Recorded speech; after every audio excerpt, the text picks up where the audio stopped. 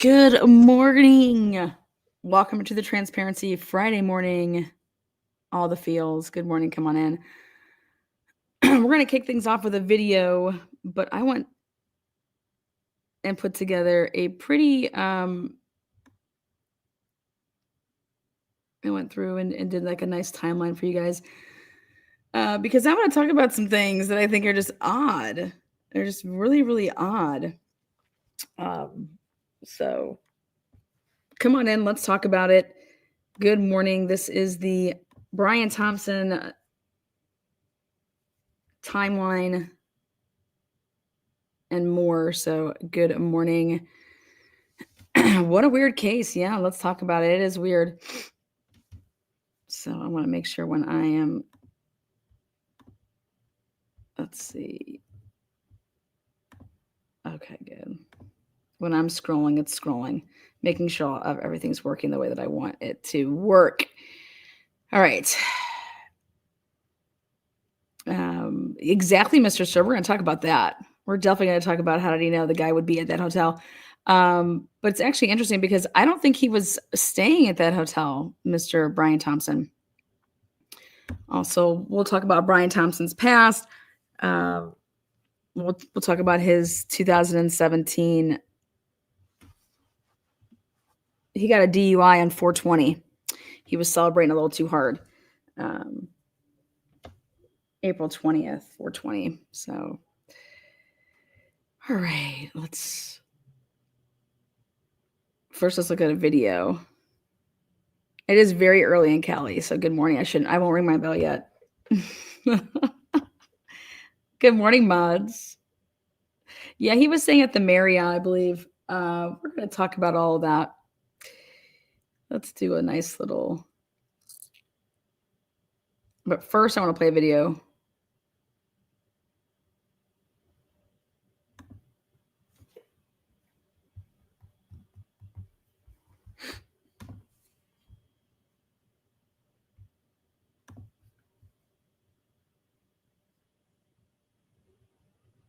It is for reason.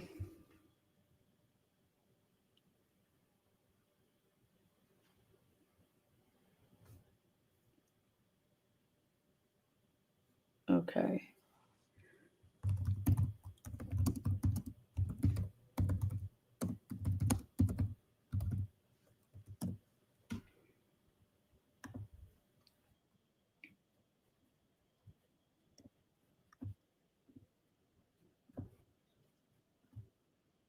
He was also married and had 2 children, but had separated from his wife and they lived in different homes. CNN's Whitney Wild is live in Minnetonka, Minnesota, where United Healthcare is headquartered. Whitney, what are you learning about who Brian Thompson was and what he meant to that community? Well, Laura, what is very clear in talking with people who knew him, they affectionately called him BT, is that he leaves behind a legacy of compassion and of leadership. He was a good colleague, a good friend, a good parent. What we learned in speaking with people who knew him in his past and in his present was that he took a lot of time to think about other people. For example, he spent quite a bit of time working with the Special Olympics. Here are a couple of the people who knew him way back when his roots ran through Jewell, Iowa, and today working with him at the Special Olympics. If you'd look at his class of '93 classmates, they would all tell you that they knew he was going to strive to be something big. You have somebody who was incredibly smart. He was very good at the work he did. He was had this attention and he would get into the details. He also had this great energy. Laura, he was so young to have a job that prestigious. He was just 50 years old, again, the CEO of United Healthcare, working his way up through the ranks here, finally achieving that title in 2021, Laura. I mean, you can't overstate the magnitude of a company like that in my home state of Minnesota. I mean, it is so far reaching. And to think that this is the CEO and a father, a beloved family member. What are you learning about his family and, God, how this murder is impacting them? I understand that the Thompsons' homes were actually targeted with. Okay, yeah, speaking of homes, they had 2 homes. They were a mile apart from each other. He had bought the second home in 2018. So literally the two houses that they had. Also, he had a lake house. The lake house, though, he sold. I would have kept the lake house. The lake house is nice. I would have kept the lake house. But so very identical homes were like literally in two like $1 million, but they were like on top of each other, $1 million homes. Not much land, but they look like almost identical. So his wife lived in one and he lived in the other. With a fake bomb last night? Right. As if this family hasn't been through enough, right? They had these bomb threats that were called in at Brian Thompson's home as well as at Paulette Thompson's home. They are close together. They're probably about a mile apart. But the Maple Grove Police Department, that's the police department that covers that area, said plainly those were swatting incidents. It was a hoax. But this tragedy has, it just left them completely shattered, Laura. They have declined much media interviews, but they did issue a statement saying that they are completely shattered, saying that Brian leaves behind, again, a legacy of... Okay, according to Daily Mail said the family left a note on the door. According to Daily Mail, you take that for what you want. According to Daily Mail, the family, his wife left a note on the door for like the media. So wanted to make mention of that. I've never heard of such a thing. Compassion, of love, of generosity. They called him incredibly talented and a wonderful father, Laura. Whitney Wild, we can't lose sight of the fact that a human being lost their life as we look to see who this person is who took it. Thank you so much for your reporting. Look, Brian Thompson's widow told NBC News that there had been some threats against him, but as you saw in the surveillance video, he left that hotel alone, was walking alone. There were no bodyguards present that we can see, no protection, it seems. My next guest once provided Thompson with security in the 2000s as he actually was rising through the ranks at United Healthcare. Philip Klein is the CEO of Klein Investigations, and he joins me now. Philip, thank you for joining. When you heard about Brian Thompson walking early in the morning. Okay, so this is what I was interested in. All right, you got $10 million walking around. You worth 10 mil a year. Okay, that has nothing to do with the 15.2 million that he made selling off his insider trading stocks. But this is the ex-bodyguard. So he used to have a bodyguard. All right, because there's been rumors, did he still have one? Does he have one? What's up? Morning, alone, no security. Was that odd to you? It was baffling, to be honest with you. You get somebody in the #1 healthcare organization in the United States of America who is a corporate executive, a high-ranking one, as a matter of fact, just sitting on the board of directors, and he has no protection around him. That is just baffling. I don't understand it.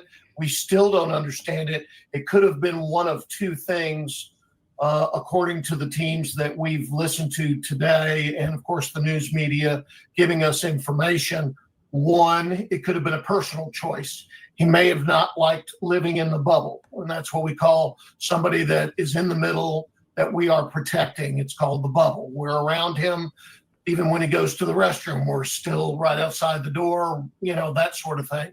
Or United Healthcare chose not to provide security for him. I don't know the answer to that. I'm not going to speculate on it, but it is highly unusual for the CEO of a multi-billion-dollar corporation not to have people around him. It's just, again, it's baffling.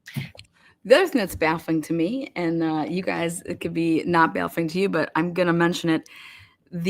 And so I want to go now to my screen. So we'll come right back to this. Now I'm going to bring in my screen, which is, here we go. All right. So the shooter traveled by Greyhound bus allegedly from Atlanta, arriving November 24th at the International Hostel on 103rd Street. There's a picture of it. And checked out on the 28th, only to then recheck in on the 29th. Okay. Now these opportunities for flirtatious interaction where a camera would have caught this shooter allegedly. Right here is the check-in area. And they make the check-in area though, like in the evening is like, so there's like people, like this is straight from their website. And so you have the option of him being seen and doing that with the clerk, the front desk person there. He used a New Jersey fake ID to check in. Okay. These are reports. He stayed on the 4th floor, and it was said he never lowered his mask or hood. I want to show you guys from this angle.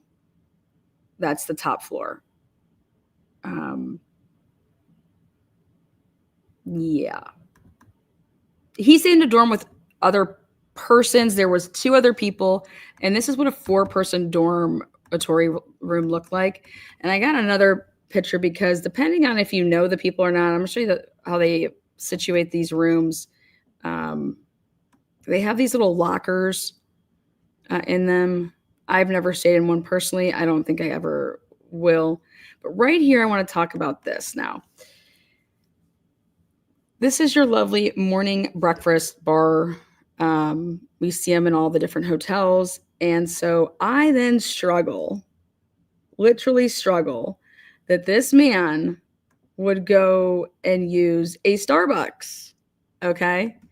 Go and use a Starbucks. Why would you go and use a Starbucks when you have this right here? You know, you're trying to make yourself as low profile as possible. Also, when this whole flirting happened, allegedly, could have been something when he was visiting, you know, this whole area. And could have camera over here have caught that versus like when he was like dealing with the, you know, the person at the front desk.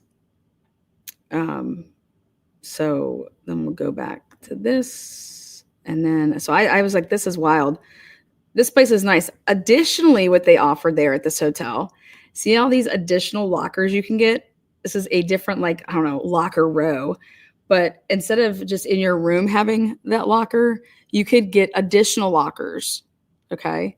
And the reason this is going to be important is because when they went ahead and served a search warrant here at 103rd Street, I would think that, I mean, unless he was pulling a Brian Kohlberger and just wearing gloves everywhere, which he didn't even use gloves to shoot. And then this is what the bathrooms. Now, there are private bathrooms because they have rooms that have just like, you could stay by yourself. But you see these shower, like they have these little curtains and then there's a door that closes. So they have a door closure and then a curtain behind it, and that's your shower. Okay. And then right here, I wanted to show you these little things. You have a little curtain to, you know, pull yourself, like to protect yourself from other people seeing you, because it has been alleged that he never took down his hood. And then here he could actually sleep in his bunk and have this pulled over and be able to take off all of his garments. So these are straight from the website. So there you go. There's some pictures for you to just kind of, you know, all right, let me see what we're working with now. Let me see. We're going to talk about the Hilton then next. So when you go on Google Earth, you can actually get right to where this happened, and I'll show you guys that in a second, because we're going to go back and continue with homie here telling us a couple more things.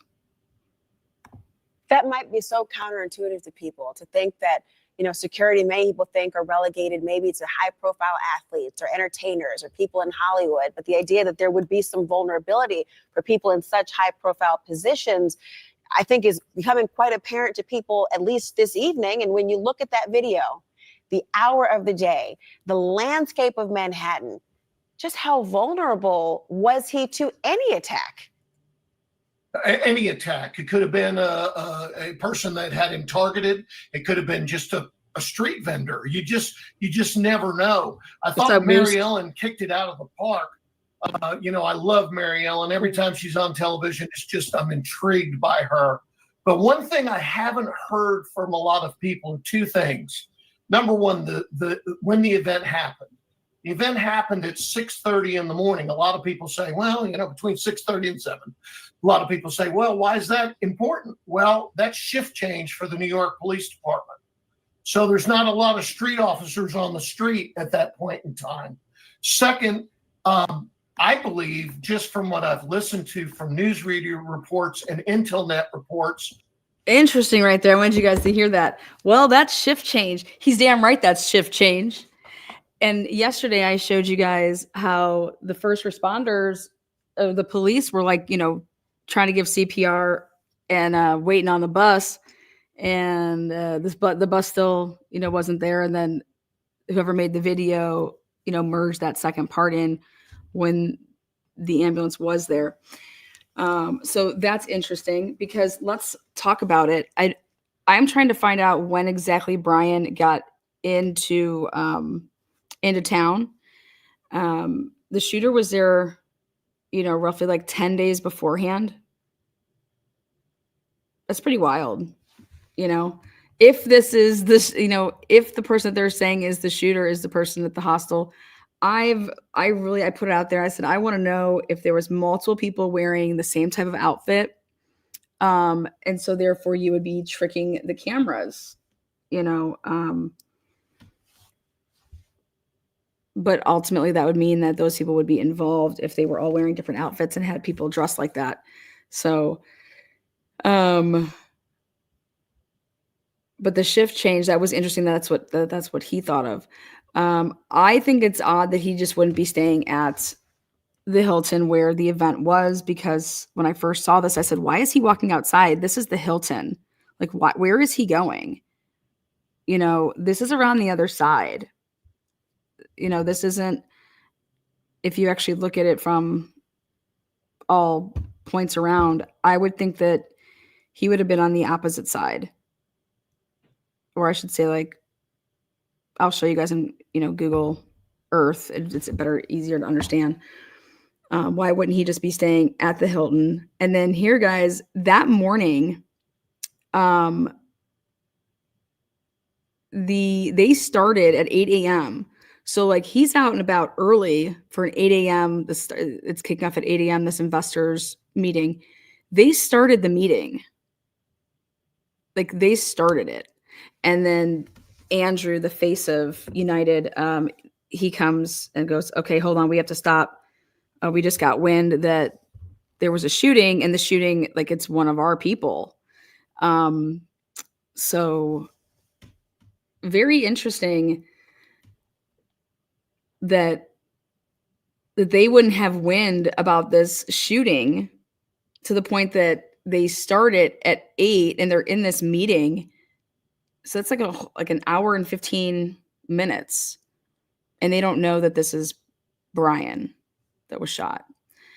No briefcase, no laptop. Yeah. I mean,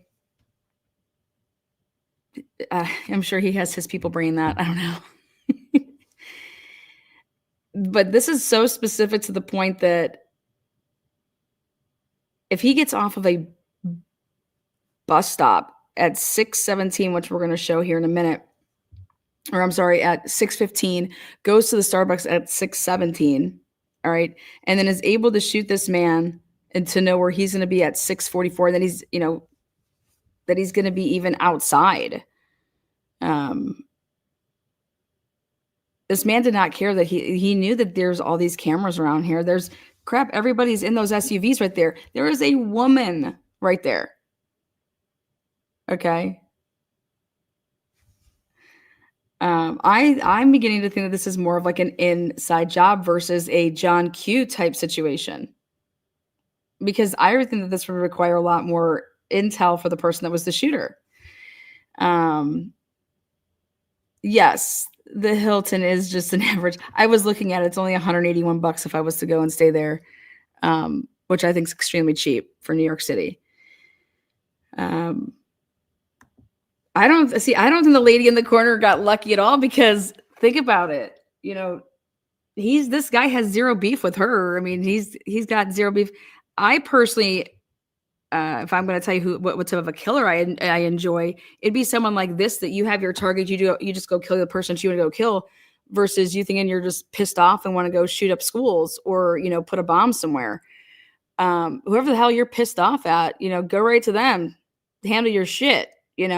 This seems to me to be way more about what's going on in this company and the things that were headed their way, with this whole DOJ probe. And so let's continue on. I believe that this man had his schedule. I think this man knew his movements. Boom, right here. Okay, this is a good look at it too. So suspect leaves 57th Street subway. So if he's staying at the hostel, which is on 103rd, all right. So suspect leaves 57th Street subway at 6:15. They're saying that the suspect is at Starbucks at 6:17. Immediately just goes like, oop, wait, look at that though. See where the so you're 6:15, then you're 6:17. Then you see, let's go. Thompson walks towards Hilton. Suspect is lying in wait outside the Hilton. Now this comes from the guy in the SUV, the black guy in the SUV, said that he had seen this guy. He was just like walking up and down. And then the person that he was driving, I believe, was the chick. And she got out to smoke a cigarette. I don't know if they were waiting on somebody. I don't know what they were doing. But then you have the 6:44 a.m., he's going to, he shoots him. And that's when he was walking towards the Hilton. And if you follow his path to see where he would have been coming from, again, 8 a.m. meeting, he's getting there. Props to this guy, man. He's getting ready to go at 7 a.m. Like he's going to be like where he needs to be. But listen to this right here. And I think he posted up 5-10 minutes before he walked out of that other hotel and walked around the corner and was in front of the Hilton. I think that's important. And the last thing that I heard your other guests talk about is the gun and the positioning of the gun and how the gun jammed. He did have a surprise. I hate to say it, y'all, but the gun that we showed yesterday here, that is the gun. So high five to everybody in here that came in and was like, that is not the gun. That is not the gun. Motherfucker, that's the gun. And nothing got jammed up, man. That man knew exactly how to operate that gun. And what you're doing is you are releasing it on your own each time. It's very specific. And it goes with exactly what he did with those three, the ejected, unspent rounds that they were still live, but those 3 bullets, ammo, had the words on them, and the 3, fired rounds, they landed, hit him in his leg first, hit him then 2 times down. So I just completely disagree with that. This gun jammed. This gun did not jam. He knew exactly what he was doing with that gun.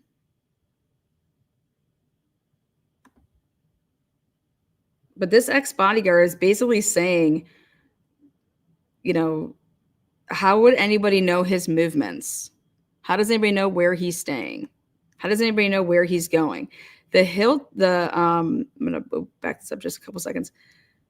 United only put on their website, if you notice now, everything on United's like wiped on that website.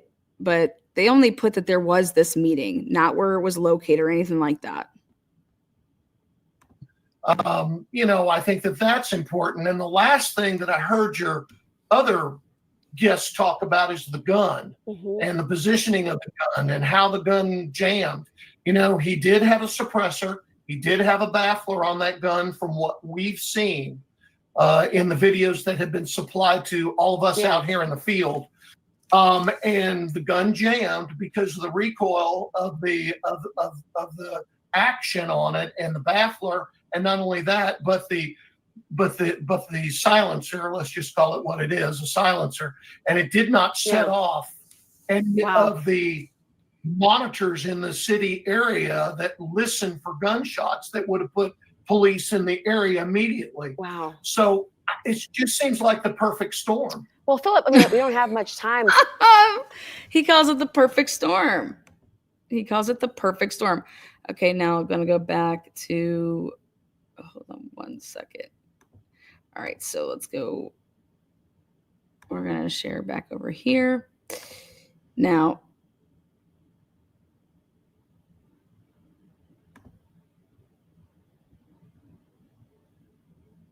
all right, so here we're at the Hill 10. This is located at 1335 Avenue of Americas.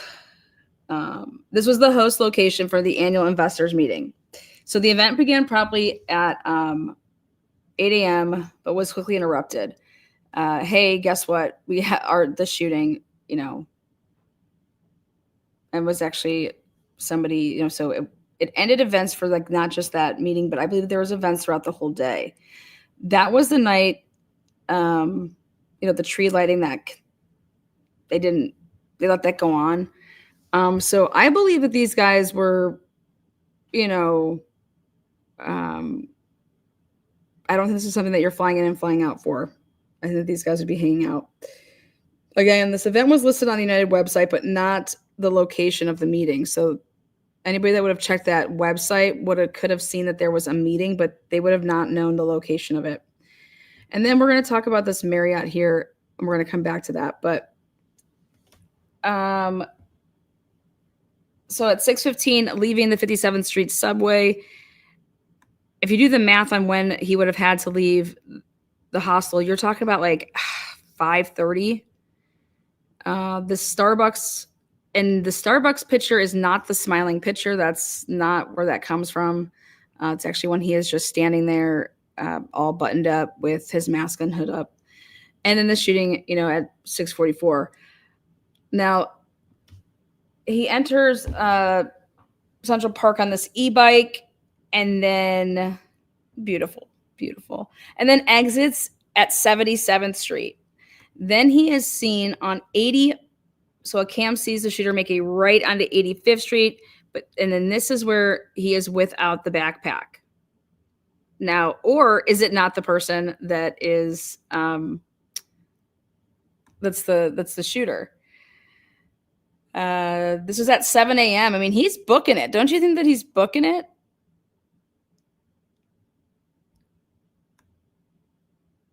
He was over there, I think it's like 56th Street over here is where the Hilton is. And then I want to go back. So then they say that he then would have had to still continue 18 blocks north of the 85th Street. And that's where the police began to search this international hostel right here. And I got to go back to this. And this just tells me, like, what the hell? This is located, 18 blocks past that. But guys, this is for everything in the morning. Why wouldn't he get his shit here? Why would you go to Starbucks? I mean, are you that, like, what do you guys think? I mean, look at this. Look at this great spread.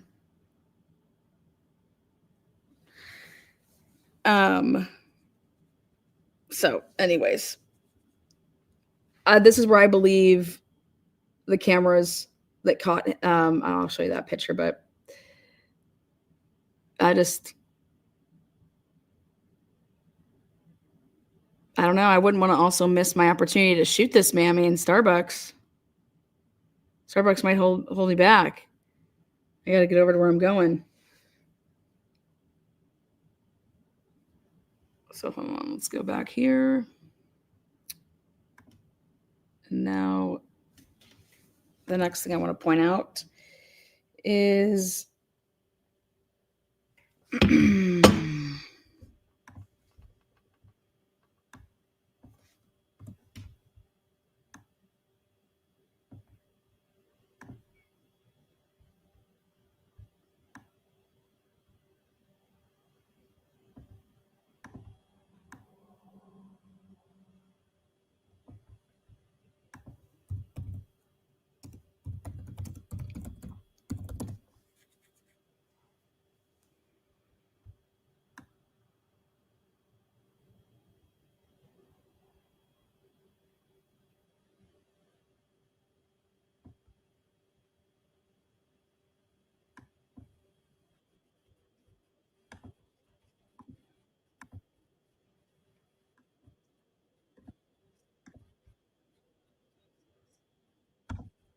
was shot and killed in what appears at this early stage of our investigation to be a brazen, targeted attack.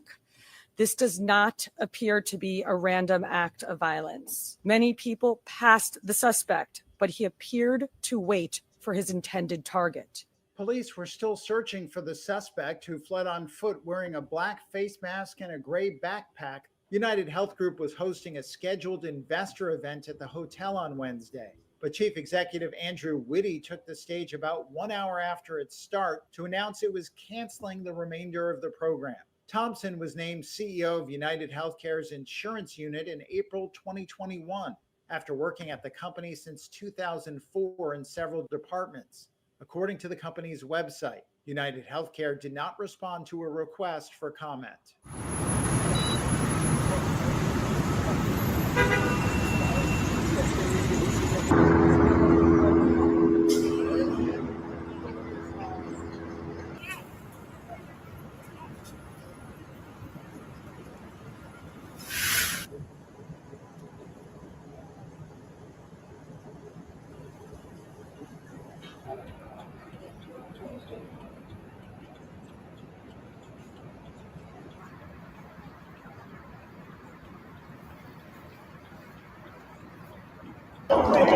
Okay.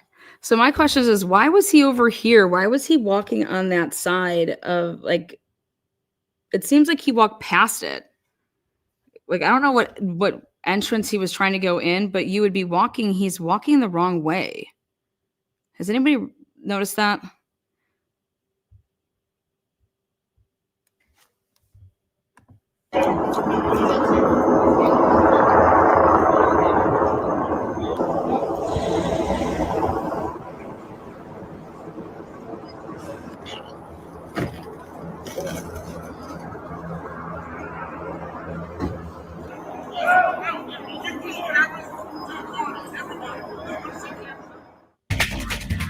Okay, so I'm going to use this one now. Hold on.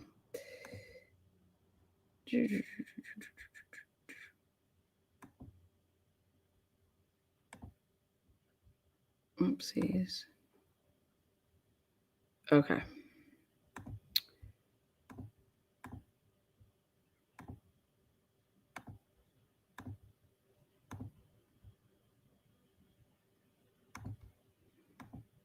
Investigators spent this day here questioning some of them. The suspect entered Central Park here after the brazen early morning killing. We now know that police have reviewed footage of what appears to be the gunman exiting the park nearby on West 77th Street. And this new video obtained by CNN shows a person police believe to be the gunman riding westbound on West 85th Street. He doesn't have the backpack here. 7 a.m. video captures what appears to be him on his bike coming around this corner, heading this way. And as you can see in the video, he's not wearing his backpack. 18 blocks north, police began to search this hostel Wednesday afternoon. The NYPD released these images of what they're calling a person of interest. Yeah, those were, see the back. Now, how I can prove that this is the hostel is see the ground and it has like those ropes. That's exactly what it had in the pictures I showed you. So like those line up perfectly. And see like the round couch there to the right in the background with like, well, it's like a flat little whatever, I don't know, ottoman you sit on. So yeah, this is 100% that hostel. Checking into the hostel. Police released the first clear images of a man they want to question in connection to the murder. They say the man stayed here at this hostel in a room with others on the 4th floor. Police were back here today speaking to people who have been staying here. We're told by the folks who are staying here that they saw the police on the 4th floor. We're also told by hotel management that when you check in to this hostel, they do ask you for ID. Police say employees at the hostel say the man almost never lowered his mask or hood. And a law enforcement official tells CNN the shooter used a fake New Jersey ID to check in, a full 5 days before the murder. Another new piece of evidence, this video, timestamped at 6:15 a.m., shows the suspected gunman leaving the 57th Street subway station just 3 blocks from the scene of the crime.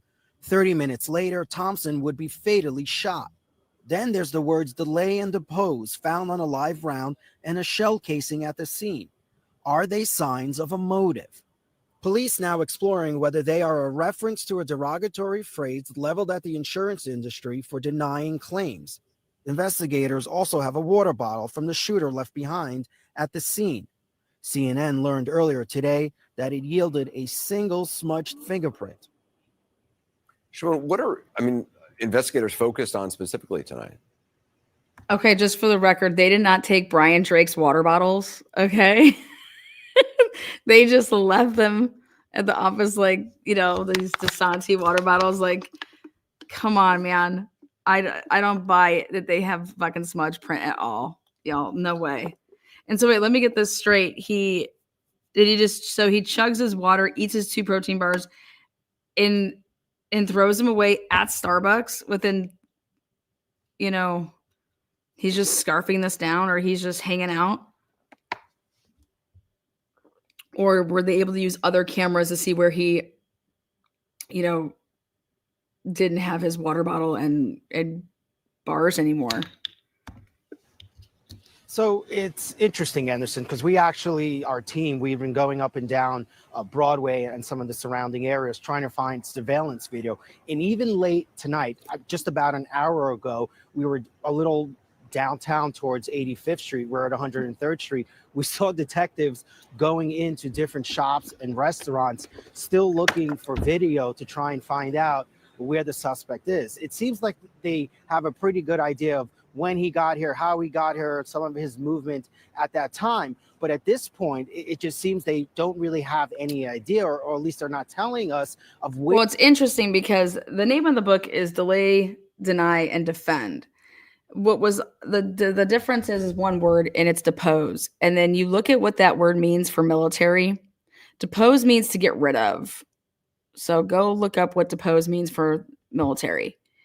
And so it's like delay, deny, depose, or whatever he used.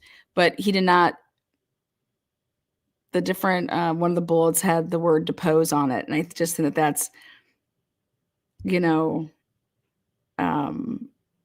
I don't know if he was ever deposed by anybody that was, if he had a deposition because he was being sued. Remember, he had two people were suing him. You have the firemen. I'll pull up that. There's 2 different. These guys were involved with insider trading of stocks that was over $116 million. $116 million. Where he went, where he is, and it's a big mystery. A city of this size with so many cameras everywhere, it's still very interesting that they still have no idea where he is, where he went, and they're still, to this hour, out here looking for video of where he went. Anderson? Shimon Prokupecz, appreciate it. With me here tonight, CNN Chief Law Enforcement and Intelligence Analyst John Miller, also joined. Okay, so the suspect in the killing of United Health Care CEO Brian Thompson traveled via Greyhound bus from Atlanta to New York before the shooting. This is coming from multiple law enforcement sources who told this to CNN. That bus started its route in Atlanta, the sources said. Authorities do not know whether the suspect boarded in Atlanta or elsewhere. A Greyhound spokesperson said the company is fully cooperating with authorities on the active investigation. So the police believe the gunman arrived in New York City on November 24th, 10 days before the shooting. He arrived at the Port Authority bus terminal in Manhattan and then went to the hostel. After that, he appears to move around the city. They allegedly have him he ate at McDonald's. Joining us, former FBI Deputy Director Andrew McCabe and Brianna Fox. She's a professor of criminology at the University of South Florida and a former FBI special agent. John, at this point, at this hour, I know you've got remarkable sources. What's the latest you're hearing? What stands out to you this hour? That he was here way longer than we believed. We thought he probably got to that hostel, stayed a couple of days for the specific purpose of just going there that day and doing that shooting. But now he knows he comes in on the 24th. So he's here about 10 days. He's doing reconnaissance at the Hilton. He's moving around the city. He's seen it at McDonald's. He's in taxis. He has to obtain this bike at some point, and the police don't know when or where that happened. So Listen to that. He was in taxis instead of like using, Uber or Lyft. Can you even use Uber or Lyft in New York? I would just think it'd be a freaking madhouse. So he's been busy preparing, but we have to consider, why is he at that hostel? He's staying in a room for 4 people with 2 roommates, so he's the third person. Here's a guy who never lets down his mask or takes down his hood or both at the same time, which is why we only have that limited moment of that photograph. So he's committed, he's professional acting in terms of discipline, but he's obviously operating on a shoestring in terms of finance. Well, also, why spend Operating on a shoestring for finance. I'm sorry, but that just, whoa. Why would you say that he's operating on a shoestring for finance? Clearly something's working right here, that the guy has not been caught. You can have his DNA all you want. If you put in a CODIS and it's not going to give you a hit, okay. Guess gotta go to IGG. But I think that was hilarious that you're saying that he's operating on a shoestring budget here. Like, what would you like him to do differently? Use the internet? Like, I just feel like everything that he's done included like no internet, how did he reserve the room? In situations like that, was he just like a walk-in? Like I said, he checked out, checked back in. I'm curious about that, or if that's not true, but I have is that he checked it on the 28th and then rechecked it on the 29th. So. And 10 days in New York City, knowing there's cameras everywhere, knowing, if he's going to commit this assassination, that this is all going to be looked at. Well, because he is clearly aware of that. When you look at what the work the NYPD is doing, and these video canvas teams are among the best in the world, because they do this not just on the big cases, they do this on all the cases, because the video is what the district attorney expects. What juries want to see is, can you show me a movie of his whole day? That's what I think. And in a case like this, it's essential.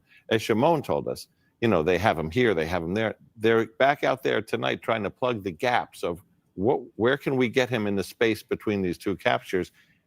They never found, not yet, that money shot where he takes down the hood and takes up figuring like, this has nothing to do with my crime is going to be. His discipline of staying that way was incredible. Except for this flirtatious moment, which is why he took down the mask. And that's because, he's there, and, the woman at the counter is laughing with him, and she says, let me see your face. Now, is that because she's looking? Wait, how do you don't know anything about this, buddy? Like, that is just so funny to me. So funny to me. Or maybe she was checking his ID to see if it matched his face. Okay. Because if he's checking in, like, please remove your mask so I can fucking see you. This is so funny that it was like a flirtatious thing. Like, I'm curious of that. I'm curious where everything after the whole Idaho 4 case, and when someone's going to tell me that, this is what somebody else said, man, sit and spin. No, I would be like, if I'm doing my job, you have to remove your mask so I can do what? Check your ID, make sure it's you, right? Amazing. Great. Awesome. But clearly they didn't have a scanner on that, or maybe he has a really good fake ID. I don't know, but I think he removed his mask when he had to, show his identification and show that it, like, hey, can you remove your mask? The driver. It wasn't a flirtation. Like, I want to hear that broad say that. Okay, I don't believe that yet. Okay, this seems like a classic, he's checking in. His license, he's handed her, and she wants to see, is this guy the guy in the picture? But there you go. It wasn't described that way. It was they were having a flirtatious moment, and he pulls it down and he gives the big smile, and that one informal moment between 2 human beings remains at this moment the most significant clue to date in this whole case. Andrew, the cell phone left behind. Okay, let's talk about this. Why would it be so hard for law enforcement agencies to get into a phone? Yeah, so this is something that law enforcement at every level has been struggling with for the last 10 years, Anderson, and that's because of the ubiquity of end-to-end encryption and these incredibly secure kind of locking programs that we have on most phones. Even when, thinking back to my own time in the FBI, even just dealing with, let's say, iPhones, when we would take in an iPhone on a significant case, whether or not we could get into it had to do not only with the model of phone that it was, but also the specific iOS version that it was running. So you might be able to get into an iPhone 7 running iOS whatever, but you couldn't get into one if it was running a different iOS. So it's a very complex matrix of hardware and software. That's the picture that is the Starbucks picture right there. Anybody that wants to know that, but this is the Starbucks pic. Okay. And what's in his hand, and people have said it's a battery, phone. I mean, but that's the Starbucks pic. And that's kind of what determines whether or not law enforcement has the capability to get past that locking mechanism and essentially. So he leaves behind his cell phone where he just throws it in the alley when he's done. Open up the phone. And once you get into the phone, then you're dealing with the problem of encrypted content. So some users are not as disciplined and they keep things like text messages and those sort of records on their phone so you can read it off the device, but others are better at having messages expire and automatically deleted and things like that. So it's far more complicated than it seems from the. Okay, why wouldn't he just throw it in the water? Isn't there like a little pond over there at Central Park? Why wouldn't he throw it in the water? I believe that phone, whatever, even if there is a phone, who even knows if there's a phone? But if I believe that there was a phone just left right there in the alleyway, I believe that would have been left on purpose. So that's my take on that. I mean, let me just leave my phone here. I don't know, maybe when he was riding his little bike, fell out of his pocket. But let me just lay this perfectly right here down this little alleyway that I went down. And then, yeah, let you guys have fun with a phone that I wasn't even using. The outside. Professor Fox, what does it tell you that the shooter apparently was in New York 10 days Oh, yeah, let's hear from the killing? psych. And, to John's point, staying in a room with other people, obviously on a budget, but not hiding even in some cheap hotel, sharing a room with other people, exposing himself. Yeah, it's really interesting behavior because he's obviously concerned about apprehension. But my take would be it's not necessarily because he's, thinking he's going to avoid apprehension forever. I think it has more to do with the fact that he doesn't trust law enforcement, doesn't trust the system. I think that was part of his motive to begin with. I think he actually is banking on the fact that he probably is going to get caught. That's why he left some of the messages that he did. But I think he thinks that the average citizen is going to take his side in this. I think he really views this as like a vigilante type of an act. And he's hoping that when and if, That's exactly what he wants you to think. That's exactly what he wants you to think. That this is a vigilante. cards come down for him, that he is going to have sympathetic jurors on his side. Oh boy. He thought this all the way to the jurors. And so he's going to get away with murder on their phones. All right. What do you guys think about that? What do you guys think? Good morning. Welcome to Truth and Transparency. Let's go back on over to this lovely little timeline. You guys that are visual people over there.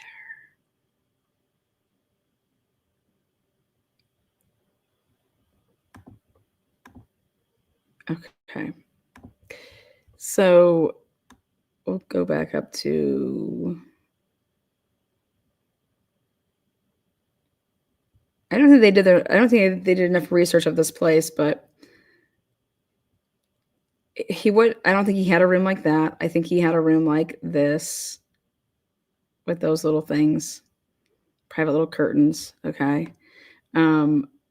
And then let's take a look at right here. See these little, whatever you want to call them. That's that cushion in the back. And he would have been, checking in up over in the back there. Let's see.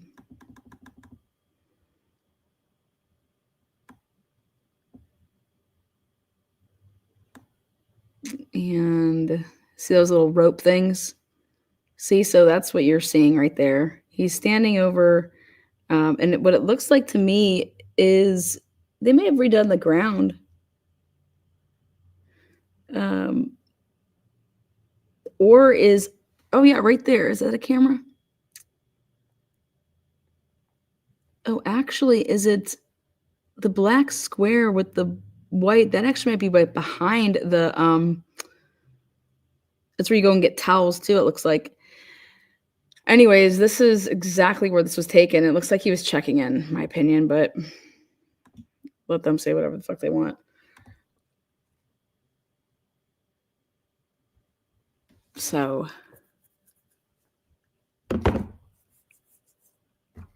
I want a high-level career intelligence operator to tell us how they interpreted this. I highly doubt they think this is a random. I don't think so either.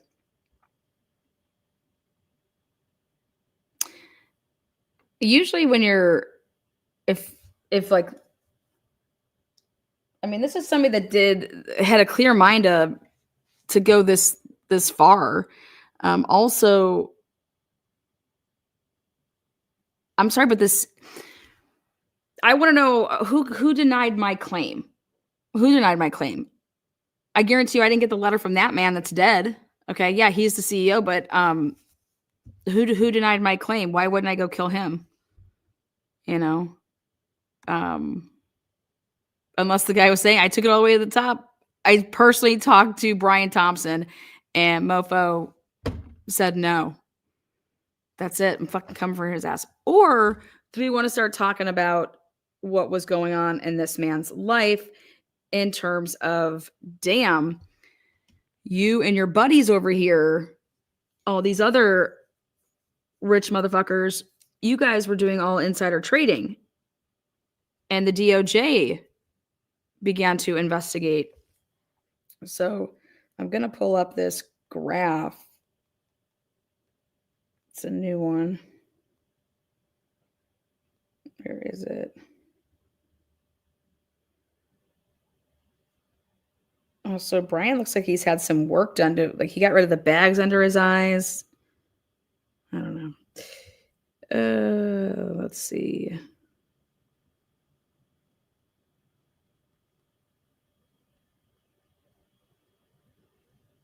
Okay, here it is.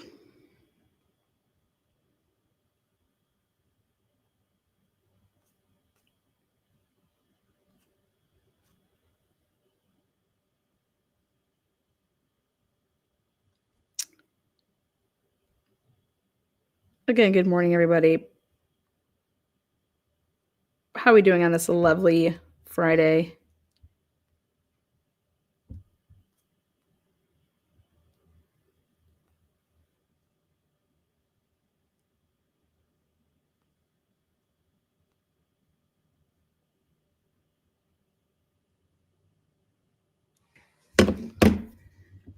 Let me zoom in and grab this other one.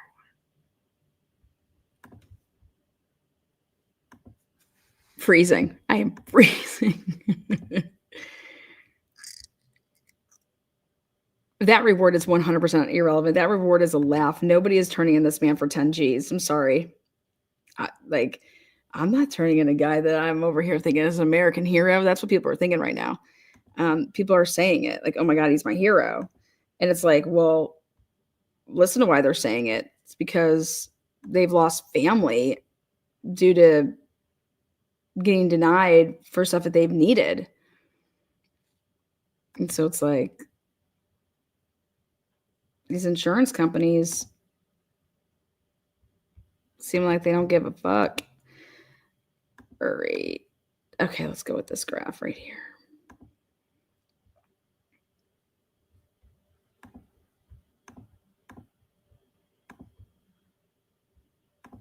All right, there you go.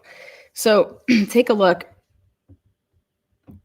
So 10/10/2023, United Health reportedly notified of the DOJ probe. Okay, so this was 10/10/2023.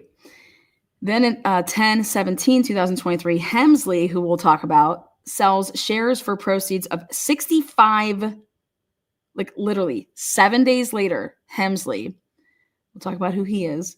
He sells shares for proceeds of $65 fucking million. Okay. 7 days after finding out about this DOJ probe. Then 12/5/2023, which literally is interesting because the shooting would be 1 year almost to the date of Hemsley sells shares for proceeds of $36 million. Mother effer drops $100 million. He gets $100 million, this Hemsley dude. Sells shares for proceeds for $100 mil. Okay. Then, now, Thompson, February 16th, 2024.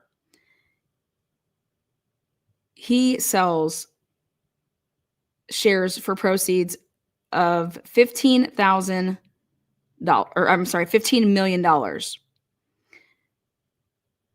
Literally a week later, so a week before the news of the DOJ investigation becomes public, he sold his a week before the news of the DOJ investigation becoming public. Okay. Hemsley sells his a week after even being United Health reportedly notified of DOJ probe. Then 6 weeks later, Hemsley drops sells off another 36 mil. Dude, $100 million. $100 million in proceeds off of stock. Then Thompson, 7 days before the news of the DOJ becomes public, sells 15 mil. And then look at this plummet, $520 per share, all the way down to down here, 470. And then it came up just a little bit here. And again, Thompson was accused of being aware of the DOJ probe into the company and not telling investors before he unloaded over 31% of his stock. Well, let's fucking talk about Hemsley, baby. Let's talk about Hemsley. And when everybody wants to talk about Lana, what do you mean whistleblow? What do you mean whistleblow? Well, what if Thompson over here, okay, Hemsley's over here did it a week after even just, hey, reportedly notified of the DOJ probe. Boom. I'm 65 mil, then 36 mil, all within literally 2 months, not even. Then some way, somehow, Thompson decides, okay, I believe somebody got him to do, okay, hey, man, it's going to be coming public. You better sell some of it if you want to make some money. So he sells a week before. But look at the difference. This is $100 million. Okay. 15. Now, if the DOJ was working with Thompson and Thompson was about to be a whistleblower and rat out all these other motherfuckers. Okay.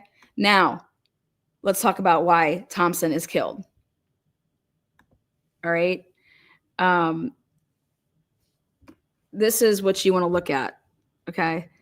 This is what we're talking about here. And now let's talk about who Hemsley is. People will say this is a vigilante. Well, I want you to look at this for a minute and then we can talk about, and you want to talk about who would know his,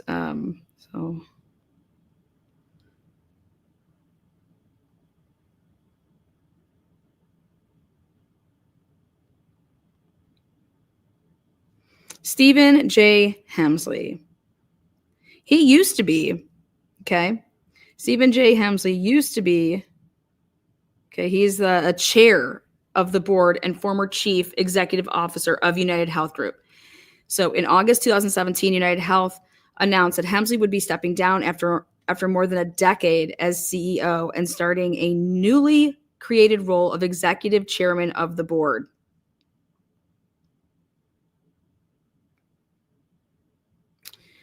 So he was managing partner and chief financial officer at Arthur Andersen. In 1997, he joined the United Health Group. He was its chief executive officer from 2006. He was more involved in the handling of backdated stock options than previously revealed, according to documents filed in a 2008 shareholder lawsuit in a Minneapolis district court. The company's 2 investigations largely exonerated him from the backdating scandal. However, the U.S. Securities and Exchange Commission continued its investigations even after it in 2008 settled legal actions against both United Healthcare itself and its former general counsel. Business Week reported his annual salary is $14 million. This was back in 2016. So for 2016, his compensation, this was prior to 2016. For 2016, though, his compensation was estimated at $31.3 million, representing a 55.8% increase compared to 2015, which was estimated, like I said, around $14.5 million. This guy's sick. Forbes magazine ranked him at 260. He was 269th in its 2009 special report on CEO compensation. According to bizjournals.com, the country's highest paid CEO, Hemsley, made basically $102 million in 2010. In 2011, he was named the highest paid CEO by Forbes, following a large gain in the value of his stock ownership. In late 2011, Hemsley's most recent annual compensation was estimated by Forbes at $48.8 million. So Hemsley made off of this insider info, okay, because of what he did. He was a chairman. He was the executive chairman. But Hemsley made and sold, he walked away with $100 million from after finding out 10/10/2023, United Health reportedly notified of DOJ probe. A week later, Hemsley sells $66 million. He made for proceeds of $66 million. Then sells shares for proceeds of $36 million. Then 6 weeks later. So in a total of 7 weeks, made $100 million. Dropped his stock. Why would he sell off all? I mean, what the fuck is this? Then Thompson, in February, a week before then the DOJ becomes public, he sells shares for $15 million. $15 million is nothing compared to $100 million. So I want to know if Thompson was working with the DOJ, going to be a whistleblower. And if then he was taken out.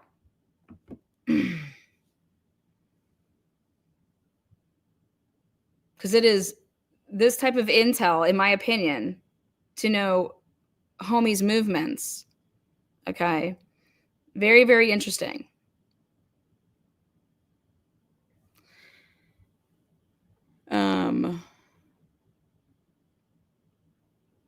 Also, for everybody that doesn't think this is a professional hit, okay. Well, we'll see if we ever find this guy. There's millions. We're talking millions of reasons why this will get buried. Millions. Okay. How would such a public hit benefit them? This could have been done in Minnesota. Why did this happen in New York City? They're trying to make it seem like a vigilante attack. Okay. They're trying to make it seem like a vigilante, in my opinion. Exactly what that woman just said. using the bullets, writing what it says, but then it uses the word depose instead. And that's what's interesting to me, is everybody needs to focus on that word depose, because it's not, in my opinion, in the sense of a deposition. It's in the sense of the military word depose, which means to get rid of. So,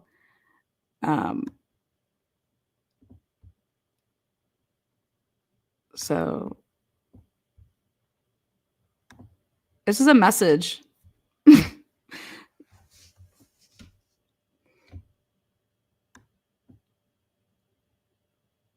So,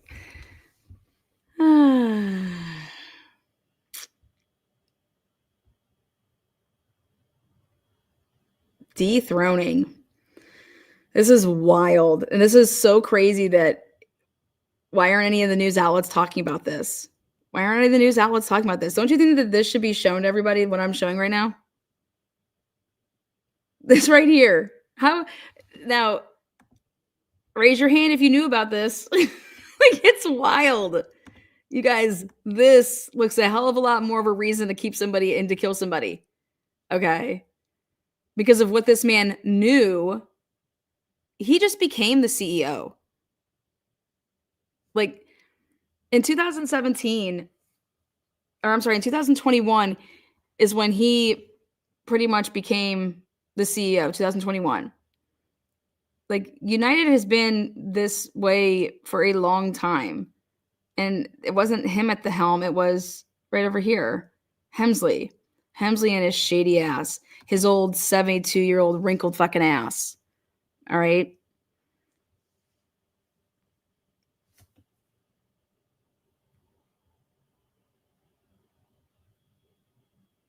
Lori says, I thought she said deep throating. I just dropped my phone. Yep, that's what I said, Lori. Hemsley is deep throating everybody over here. This looks like a way better motive for me over here. Damn, somebody shut up that man, okay, before he could talk. Or he... So this looks way... This is starting to look way more this way than the John Q. Okay.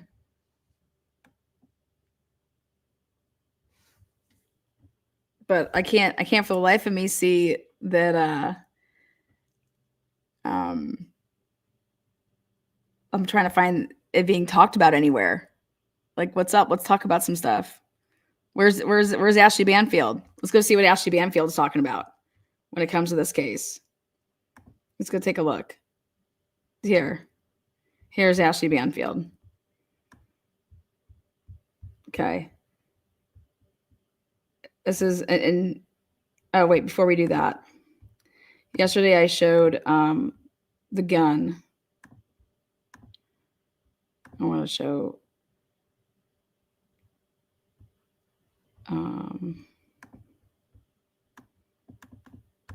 see, Brian had some work done. He still has bags under his eyes.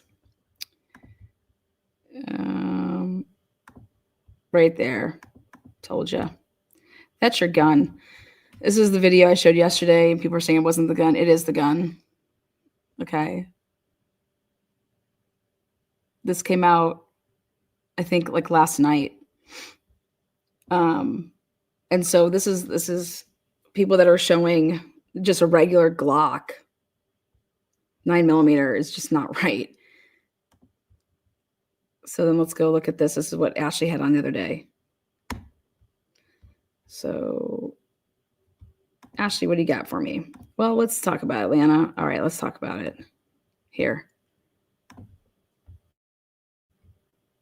Number one is that jamming and why a gun might have jammed 3 times and needed to be hit like that. And number two, I thought it was a silencer, and you've disabused me of that. What is the difference of a silencer and a suppressor? And would that have meant none of us? Wait a second, Ashley. Where are you getting it that a silencer and a suppressor are different? It's just a different word. It's a suppressor, but people just say silencer. Like, was she being serious when she said this? Like, that you just...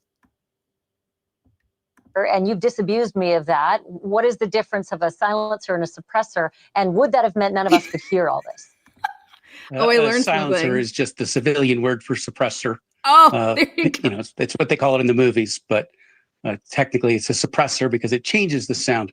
It doesn't make it silent. Now, I learned something new today, last night, whenever, that New York City has he needed to use this to keep the sound so that it wouldn't sound to the police because of the gunshot decibels. That's some insider shit right there, don't you think? So what about the jamming? And we'll run some of the video Yeah, so again. we don't really know. That shows So, him hitting. Yeah, I'm not sure that the gun is actually jamming so much as failure to feed. There we go. So they're different. And what Scott was showing was called a stovetop jam. But essentially, in order for the ammo to get from here to here, which is where it fires, so normally the bullet is sitting, right here. When the gun goes off, as the bullet goes out the front, the casing exerts force against the back, and that cycles the gun. So in a proper cycling, that goes all the way back and then comes forward. And then when it comes back again, it ejects around and then it comes forward. But if you're using subsonic ammo, which is ammo that has a velocity of less than 1,100 feet per second, because you want it to be very quiet, it sometimes is underpowered. And so the slide will come back a little bit, but not far enough to eject that casing and not far enough to load the next round. It'll go back partly. And because now you just have a spent casing in there, you would manually have to throw that spent casing out in order to get the next one in. So he could be having that short cycling because of.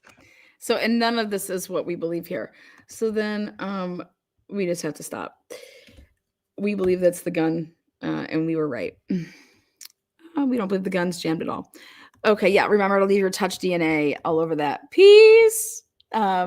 Let's see. Deborah, been a member for 19 months. Oh, woo! Karen, $999.99 super sticker. Woo! Karen, back to back, $999.99 super sticker. Woo! Happy Friday, everyone, says Carson, hockey's mom. I think she plays hockey every day. Good morning. Good morning. Good morning. Sherry D was good up in her. Oh, Karen, yes. Karen caught alive. She's been, I don't know, drinking Grandpa's cough syrup during the holidays. So let's see. What else do I want to talk about with this wild shit? This is total hit. This is a hit.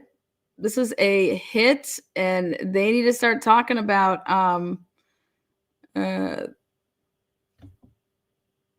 who stood the most to see that. I mean, this man. Oh, JLR's live talking about evidence found. Brian Thompson, Manhunt, United Healthcare live.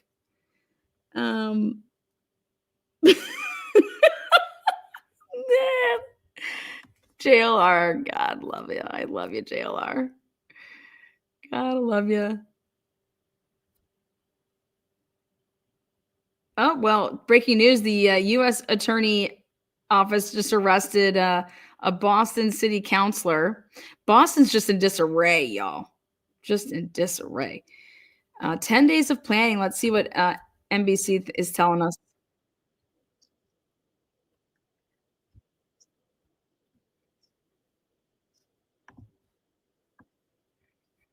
For questioning in connection to that murder. Joining us from outside the Hilton Hotel in Midtown Manhattan, where the CEO was killed, is NBC News correspondent Sam Brock. Sam, what's the latest there? Sure, Willie. The latest is a new day and a new timeline, according to multiple law enforcement officials telling NBC News that they believe the suspect in this case took a Greyhound bus from Atlanta to New York City, arriving on November 24th, 10 days before the murder right here. That is 10 days. Just so you guys know, Atlanta's one of the biggest hubs in the United States of America in terms of like travel. A ton of connections go through Atlanta, just saying. of planning and potentially staging Willie, and also an eyewitness confirming he at one point shared a room with total strangers. At this point in the investigation, police are combing cameras all over Manhattan as the manhunt now entering its third day. This morning, new camera angles and critical images are emerging that appear to show the suspected gunman sought by an army of law enforcement for the murder of United Healthcare CEO Brian Thompson. The suspect arrived in New York 10 days before the murder. Police are investigating whether he paid cash and used a fake ID to rent a room at an Upper West Side hostel, according to 2 law enforcement officials. Authorities say these clear photos are of a person of interest taken at the hostel, where the man had a flirtatious interaction with a woman working at the desk, according to a law enforcement official familiar with the matter. Got a male, unknown race, black mask, cream-colored jacket, black gloves, about 5'10". There's also a wave of new videos tracking a man who may be the suspect around New York City. From this shot of someone with that distinctive gray backpack leaving a Midtown subway station at 6:15 a.m., to this footage of what looks like the same person bending over near a pile of trash near the site of the shooting. And police are investigating this video taken right before 7 a.m. that shows a man 30 blocks north of the murder scene about 15 minutes after it happened, biking near Central Park, this time with no backpack. We're on the right path, and we believe we're going to apprehend this person. Those images Oh, shit, I disagree. showing the person of interest's face could also allow investigators to use facial recognition technology to ID him.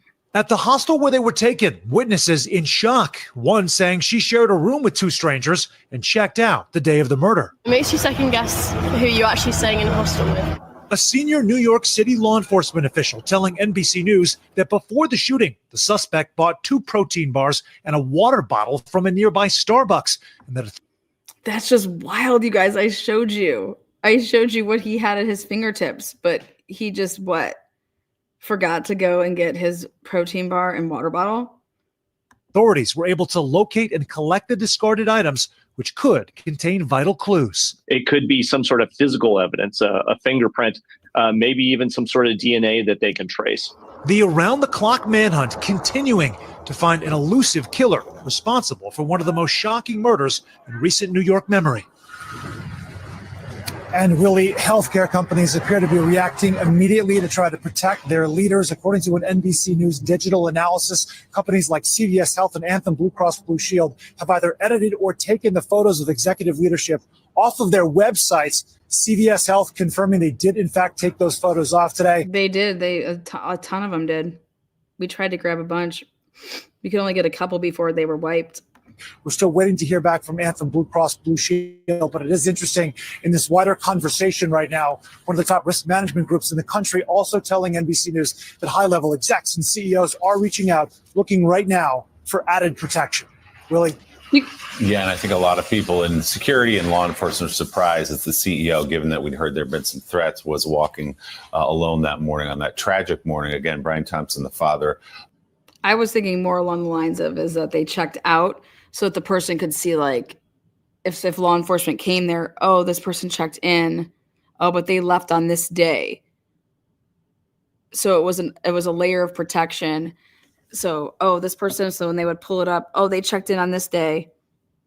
Oh, but they checked out on that day, to try to slip it and then see that don't think it has anything to do with family or anything like that. I think it was to try to, if someone was to look up that name or whatever, oh yeah, they checked out on the 28th, So, I think people that should be worried here are the people that knew about this and that could take down people with this DOJ probe. That's who I think should be worried. But ID, though, that's the first thing I thought about when I heard that he used a fake ID. I said, oh my God, he's playing tipsy. I mean, how old do you think this guy is? How old do you think the shooter is? I think he's military. I don't care what anybody says. He may have gotten tossed. Yes, that was Thanksgiving, the 28th. Yeah. Yeah. 20s? You guys think he's that young? Oh, damn. Okay.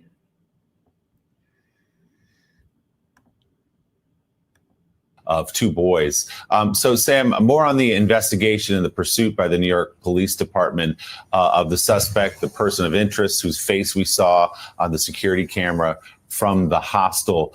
As we now move 48 hours away from the murder of the chief executive of America's largest healthcare institution, where do they feel like they are in the investigation right now?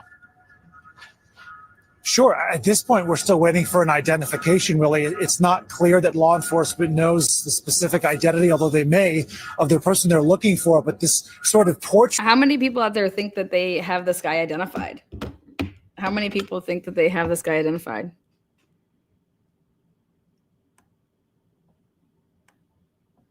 Smiley picture. He looks pretty.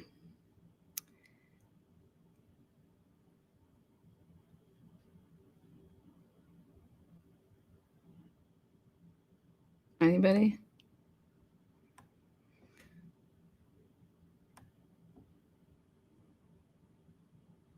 Paul, I agree. He looks like a handsome young Palestinian. Oh, God. You guys are wild. Middle Eastern to me. Wow. If it is his face, he is great looking. I think I've already reported Jake Gyllenhaal to the police. I said that's Jake Gyllenhaal right there.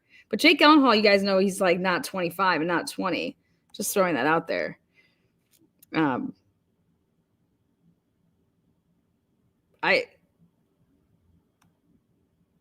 don't know.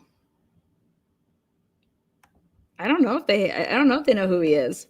Of camera images is fascinating when you look at the swath of how far it spreads, really from 54th Street, where I'm standing, to potentially video of someone who could be the suspect on a bike 30 blocks to our north. So we know at this point that it encompasses a large area from. I mean, I think he looks like the guy that's talking right now. Does anybody else feel that way? I feel like the guy that's talking right now, like it looks like him. Especially in this photo right here. Let's back it up just a second. Right? No. No, where's the one that there you go, right there. Yeah. I do. So that's clearly on a different day. And clearly they're messing with the color, because that book bag would look, black right there, right? So how many book bags does he have? And then this one, it's a different day. Interesting. We'll go back to listen to him right now at this hostel where police are investigating whether or not he used a fake ID paid with cash. Here's what's critical about this bus trip. Even if it was a fake ID at the hostel, police can go through the ticket passenger list there and be able to find out whether or not an identity matches something they have on file with this particular person. So maybe there's a lead in that vein, but your guess right now is as good as anyone's as to where he might be in Manhattan or otherwise, really. I think being in the car is the safest place to be. Ting drinking is very bad. Yo, I got a fake ID though. Yeah, and choosing to stay at a hostel also allows him to pay in cash. Doesn't have to be traced with a credit card. Sam. Right there, bingo. So that idiot that's talking about he's rolling on some shoestring budget, I'm just laughing at that idiot on CNN. No. He's rolling undetected. Like he's rolling in a hostel for a reason. Okay. And he's there with a bunch of foreigners. Like nobody can barely speak English over there. How about that? Then it's like, now go ahead and get some translators over here to interview all of these foreigners. Okay. So we know. And I just want to say this. Clearly it was a decent plan. I mean, he hasn't been caught yet. The authorities say that he came up from Atlanta a week or so back. There's certainly enough time now that he could have fled New York City, could have fled New York State. Do you have a sense as to what sort of coordination the NYPD is doing with law enforcement in other states and even perhaps on the federal level? Yeah, that's a great question, Jonathan. We know it's all hands on deck situation here with all agencies within New York City. But as far as collaboration with federal entities, it's just crazy, man. People get shot in the ghetto all the time in the city. and motherfuckers never get caught. Okay. Don't have a ton of information on that, but certainly the possibility does exist if you can escape sort of a blanket of cameras in one of the densest cities in the entire world. If someone is capable of doing that. I'm still trying to understand why he was walking where he was walking. Why he would have passed up the main entrance. You know, unless he got a ride in a... I want them to back up. Can we get some camera on Brian previous to when a guy just comes out and starts shooting? Like he had, where was he even like 1 minute before that? 30 seconds before that? Would they be able to potentially get out of state or even out of country? It's a legitimate question to ask. And we'll be looking into how many other agencies are sort of coordinating with NYPD to figure out where sort of the scope of this travel could have gone. All right, NBC News correspondent Sam Brock outside the Hilton Hotel in Midtown Manhattan. Sam, thanks so much. Yeah, there's been a, what do you call it? A press conference. Yes, there has been. God, you guys, JLR. I thought he would really, you know, get his butt down to New York and give me some boots on the ground and go find the man. I might have to just leave today and go do it myself. I'm probably closer. Let's see. I'm going to share a screen because I want to show you guys. There's a clip in here where he was doing a speech. Actively investigating past threats and one swatting hoax that was actually made against Thompson's residence late last night. Now, we are also told that is not the. Can anybody find this him speaking on YouTube anywhere? Has it been wiped? Looks like he's wearing the same blue little coat. Maybe it's not as good. Threat that they have dealt with there. Take a listen.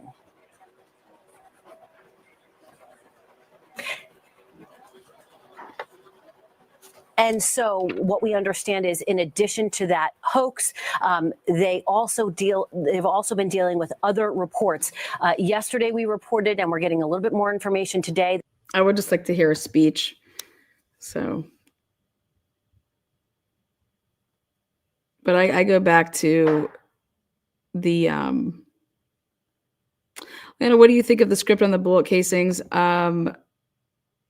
I believe that the second word or the third word, how they purposely mixed it up and they put the word depose down. I think that tells me a lot. I don't believe that he's a vigilante at all. I believe that this has to do with what Mr. Brian Thompson knows about the insider trading and dumping of the stocks, that Hemsley, that he worked under Hemsley for a long time, and Hemsley made $100 million. And if Brian was gonna, you know, tell the truth about it, like, hey, Brian, why did you sell stock? I don't know. Hemsley told me. He just said, hey, I would just love to hear about that. And besides, Brian was getting sued. Let's see, he was lawsuit in 2 different. Oh, I said I wanted to show you guys that.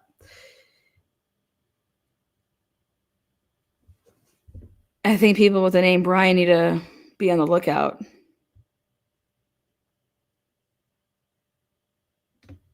Shooter caught after a broken arm from all the high fives.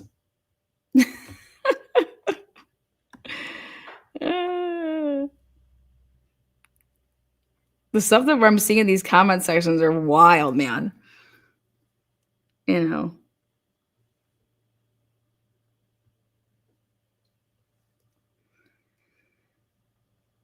Let's see. Let me pull up.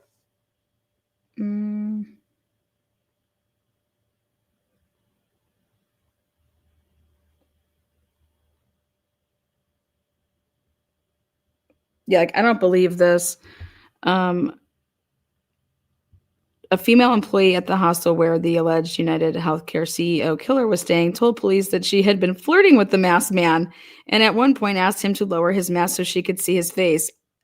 Don't believe that one fucking bit. Okay. If that guy wanted a piece, he could have went to a strip club.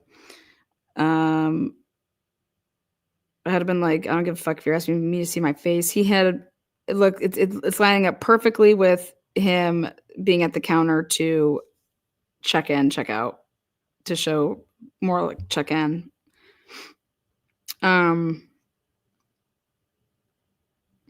Yes. So 4/20/2017, DWI for Brian R. Thompson, 4th degree driving while impaired. He was pulled over by the Minnesota State Patrol in Golden Valley. He was convicted of this, and his sentencing date was on 6/14/2017. I think we have his speech video. Let's take a look. I want to see if he sounds like a Minnesota guy, you know, like Fargo, like Minnesota. You know what I mean? You guys know.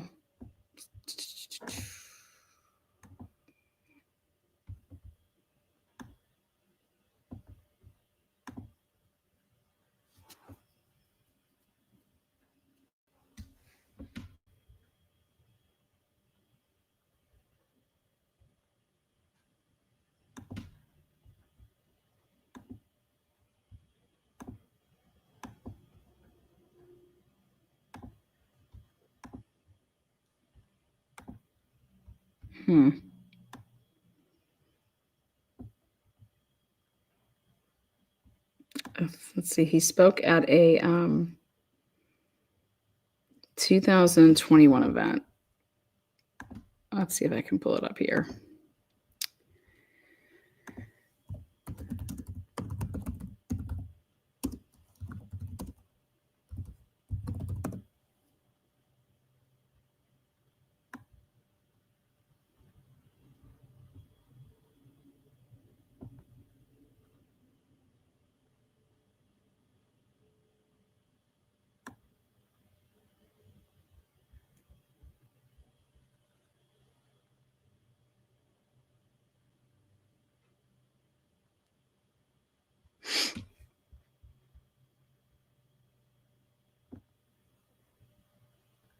Damn.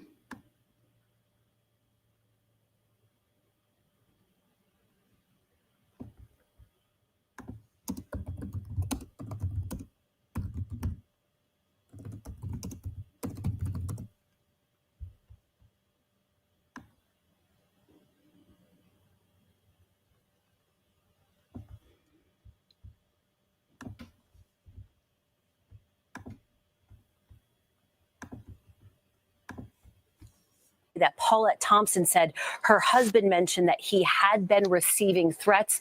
Of what kind, she wasn't sure, but she said it had something to do with possible lack of coverage. She said he didn't really elaborate, but that was on top of her mind yesterday as well. We do know that the CEO was not traveling with any sort of security detail. And so, again, we're continuing to following the details, not only here in New York City, but also those in Maple Grove, Minnesota. Natasha, we'll send things back to you. All right, Teresa, thank you for the latest.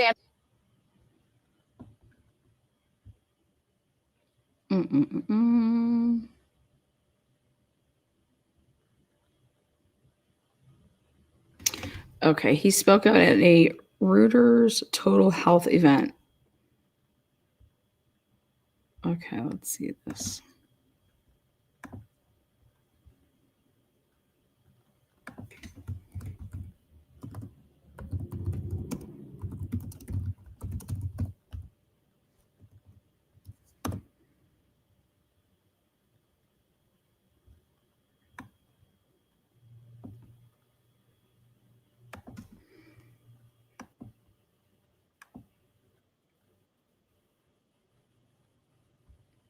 Oh boy.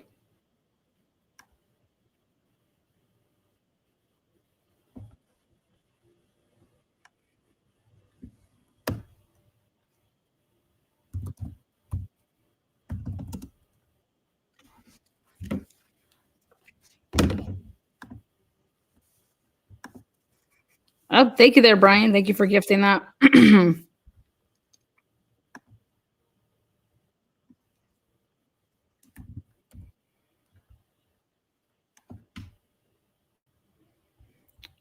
Okay, here.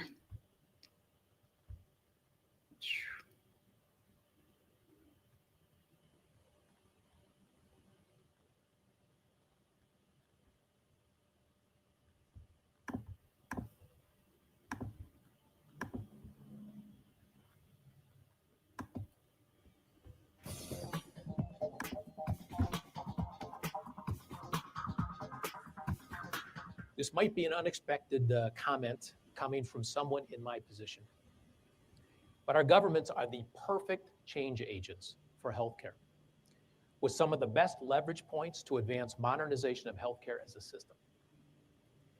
Government can act as the ultimate progressive healthcare customer, demanding involvement and alignment with its modernization agenda from the healthcare community. And if you're not with their program, you could suffer the consequences of lost business or lost funding. Consumers should know as much about the clinical performance of a doctor or a healthcare facility and the related costs as they know about the historic performance and cost of a mutual fund. Research shows that when consumers access this kind of data, they make better decisions by a factor of 2 about the level of care, the setting, and the overall costs. It also shows that care providers themselves use this data to improve their performance. Oh, just a little glimpse over there of, let's see, keynote speaker here. What do we got?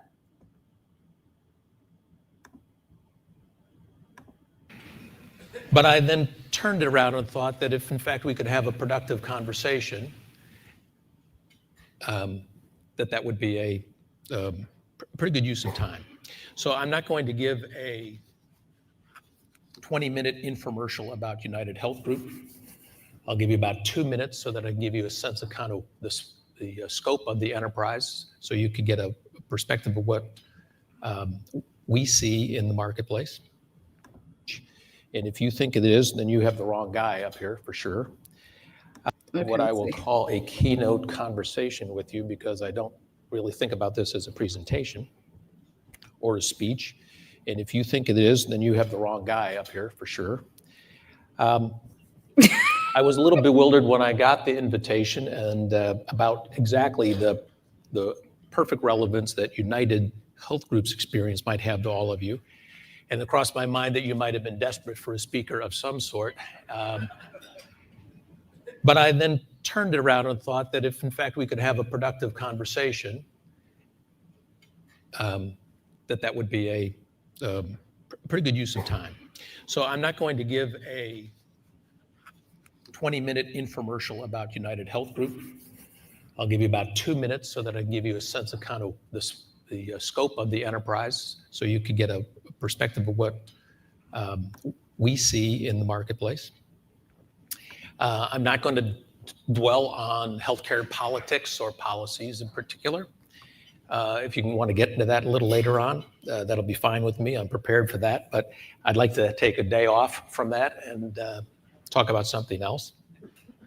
So, all right, there you go. There's your guy. 100 million in 6. He made 100 million in 6 weeks, dumping off his stocks in 2023, about a year before the murder of then the CEO that replaced him, and make Stephen Hemsley then give him a new role, which is like the chair executive, blah, blah, blah.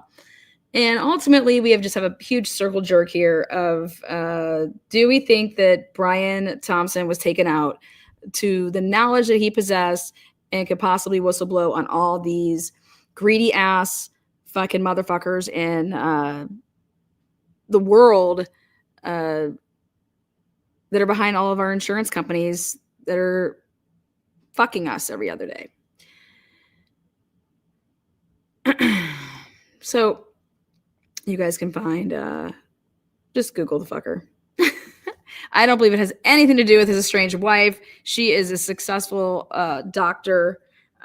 She has her beautiful life. She has her kids, her 2 awesome boys.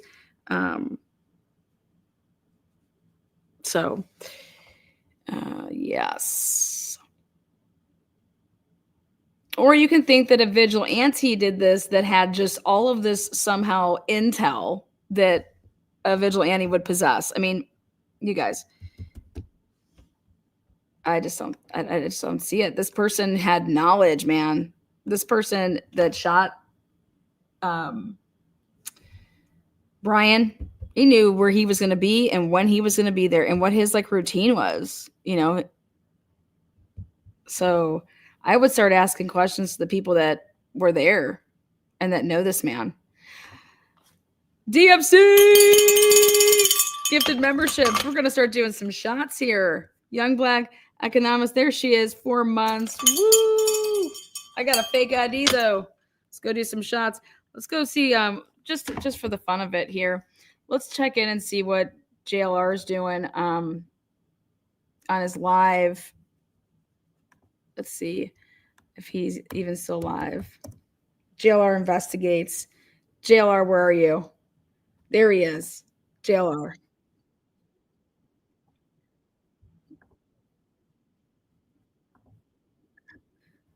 Let's see. Hotels, you go in, you have to use your ID to check in a hotel, and they always copy your IDs. Most places, I don't know places that don't copy your ID, but Days In never copies IDs. Go to Days In. You guys, I can tell you how to get away with a lot of things. What do you want to know? they get your ID and they put it through the copier, right? They copy your ID. You ain't touching my Now, whether you pay motherfucking by ID. credit card, you pay by credit card, you're going to put a deposit. If you pay by cash, you probably have to put an extra cash deposit, whatever like that. But I'm straight cash rolling right here. Again, give it up for our man right here. Jonathan Lee, I thought you'd have your ass up in New York by now, okay? It's probably too cold for him, man. He's loving it in Florida. Shaking the bell for Jonathan Lee. One of my friends asked me if I could hook her up with Jonathan Lee Riches. She said, well, can you hook me up without a date with him? I said, what's wrong with you?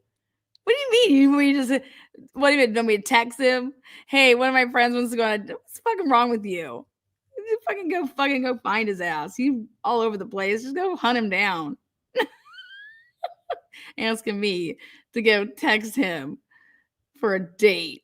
Man, he is, go find him. He needs some security detail, okay? But happy holidays over there to JLR. Merry Christmas, Magnolia. We can be on the opposite sides of a lot of cases, but I appreciate his work ethic. He's always do. Yeah, JLR is entertaining. He gets so worked up. I know, right? I know. I told him I want to hear some more fuck bombs in 2025. So, oh, Chris says I love his sidekick Magnolia. Sidekick. So, anyways, if you found this channel through JLR, awesome. Thank you so much. And now if you found JLR channel through watching right now, Brian's like, I can't stand JLR. It's okay. It's okay. Everybody has their cup of tea. Anyways, just wanted to see what he was talking about. He's talking about how to check into a hotel. Right. Or the one that it actually traced back to is someone that. So anyways, props, JLR. Keep on rocking on. And there we go. I thought for sure we would get maybe another update through New York doing another presser. But after they saw how well that went for Idaho, wow. Well, yeah, no. Yep, that's how I am about JLR. I just don't watch the lives on what we disagree about. It's simple. There you go.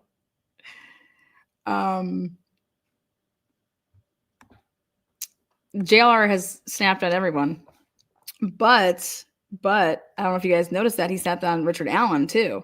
But he turned the corner with the Richard Allen case, and he was down there to talk about what's going on, and He was seeing things through Magnolia's lenses.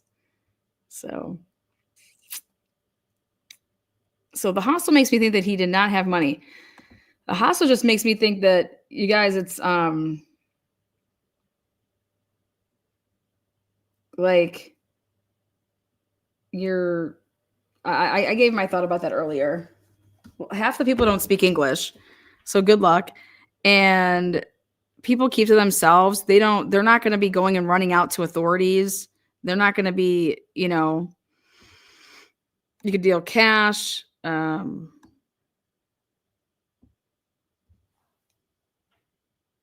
You got public bathrooms and showers that you're using. So I think that's interesting. You wouldn't just have your own hotel room where you can go in there and try to get a bunch of DNA. Your own hotel room, your own bathroom, whereas like in a group setting, you have to use like a shared community. I mean, you know how hard it would be to get stuff out from a bathroom in a community like that. Think about that. You have like fucking 75 people sharing. It's like a dorm. I think of brothels when I think of hostel. So, thanks for that membership buy there. So kind. So we're going to be adding to the lovely timeline. But yeah, I would look into more to see who else benefited from the insider trading. I think that's really an angle that needs to be talked about more now than just a disgruntled, a family member died and I'm going to take this person out. I personally would take out, if I was going to do that, I'd take out the person that fucking didn't give me my motherfucking claim, So I get that this Brian Thompson guy would be getting like a bonus or stuff's included in that. Nope. So JLR would be in prison for bigotry if we had good laws.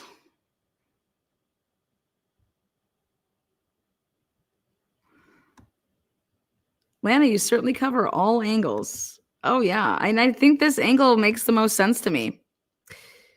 Yeah, no, those never work with the Daily Mail. It's always a struggle with that. This to me seems like a hit. Somebody knew intel. I don't think a random dad who's pissed, about their kid not getting something, or their, or a young kid who's pissed that their dad didn't get something. This is somebody who had some intel. This isn't, and then the gun that he used, you ain't just picking up a gun like that, at frickin', I don't know, Walmart. Hitters don't take Greyhounds. Well, maybe they do. Maybe they have no idea what they're talking about with this whole, they took a Greyhound. We know how the media works. That's why I'm curious if they're going to give another update. I don't think for a second it's the wife or any family member. I think that this has to do with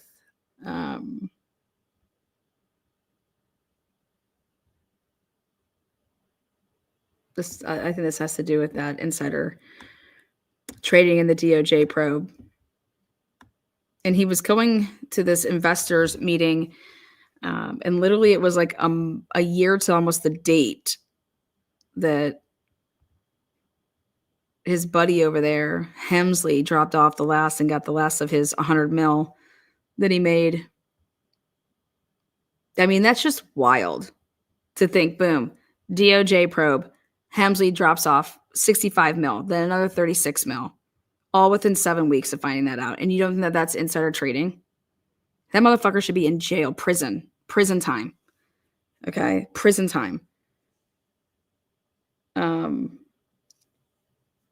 And to hear people that, oh, they're just going to get, if someone was to get fined $2 million, to get fined $3 million, what is that when you just made, so would you just net out of it? Here, fine me. You know, like, it better be, we could use all that money. Go give it to some charity. I mean, just ridiculous.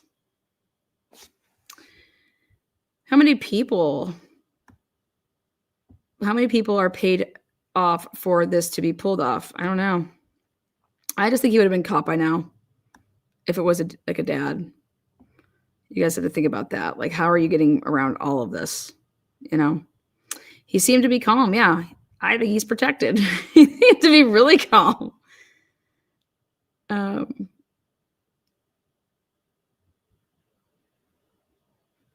So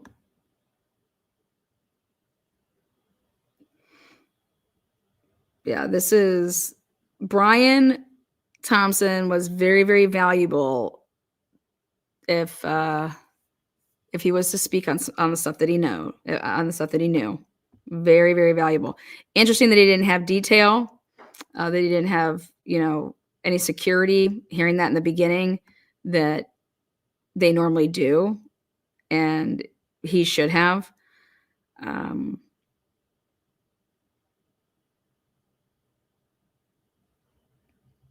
I want to know who would be liable in this wrongful death suit. Oh.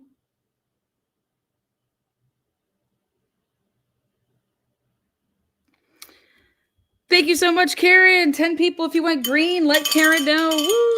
Woo! Again, this is just, I've been adding to it when I hear things that I believe are credible. And then I go and try to get. So,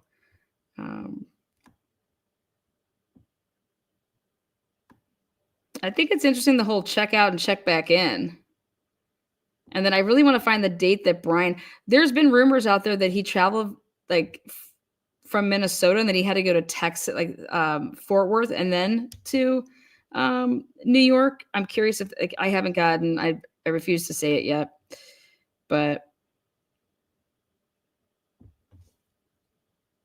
I would love to know if there was a reason that he used a Jersey fake ID.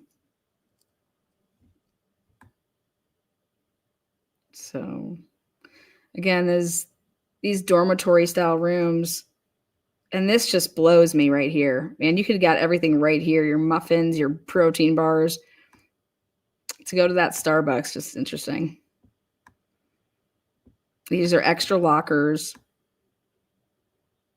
And then these are the type of bathrooms. So your shower, there's a curtain, and then you have to pull the door closed, which I think those are pretty nice, you know.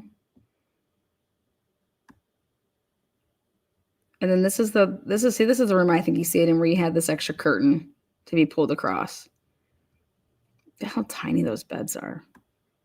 Would you rather be on the top or the bottom in a bed like this? You know? Can you imagine someone coming home like, I mean, this is college all over again. I even think it's worse. I didn't, like, did y'all bunk in college in your dorms? We didn't.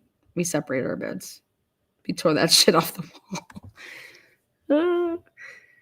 God, no way. But yeah, are you a top or a bottom? Go ahead. Let me know, guys, in chat. Nothing like a good morning on a Friday. Let me know if you're a top or a bottom.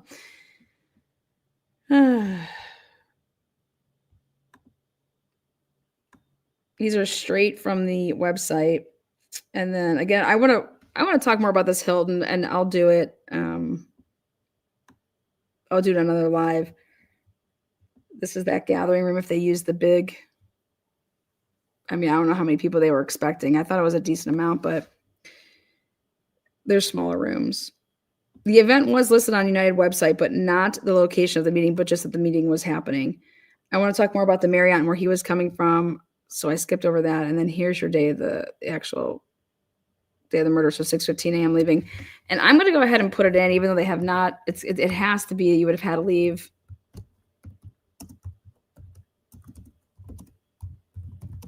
I mean, I'm even gonna go 5:30.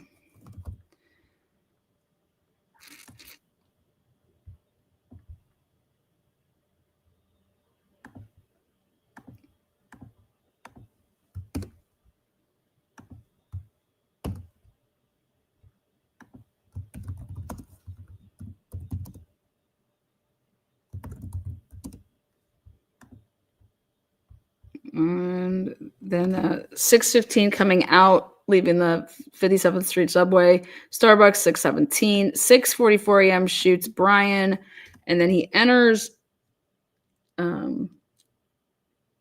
Central Park on his e-bike and goes all the way to 77th Street, where he exits, and then the cam that was just obtained recently, as in late last night, the cam sees the shooter make a right onto 85th, if it is him, without the backpack. That was the big part, is that he's without backpack. That's what they're talking about. And this all happens at 7 a.m., the shooter biking on 85th Street. And then he would have had to bike it 18 blocks north of 85th Street to where police then began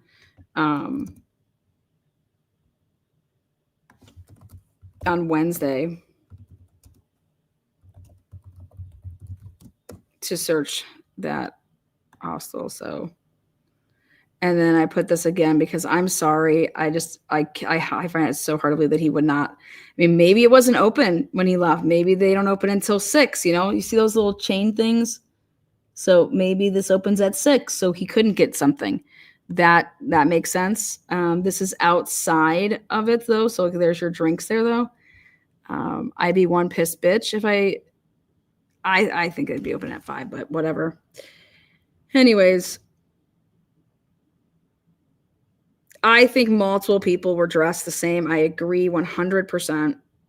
We've been saying that. I'm going to look into the timestamps again because I think that it's hard to get to where these cameras are saying that he was at certain times. I think at 7 a.m. to be all the way back and on biking on 85th Street from shooting somebody at 6:44, you don't think that that's quick? I think that's pretty quick. So we're going to look into biking from, you know, like basically the 56th block, which at first he was on foot by, and then to be on 85th, like, and you have 15 minutes.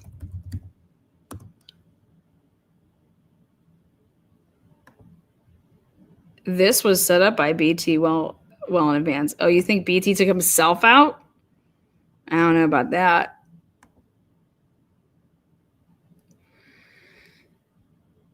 So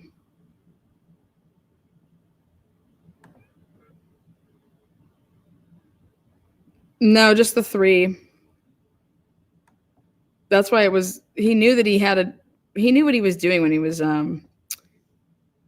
re-racking. So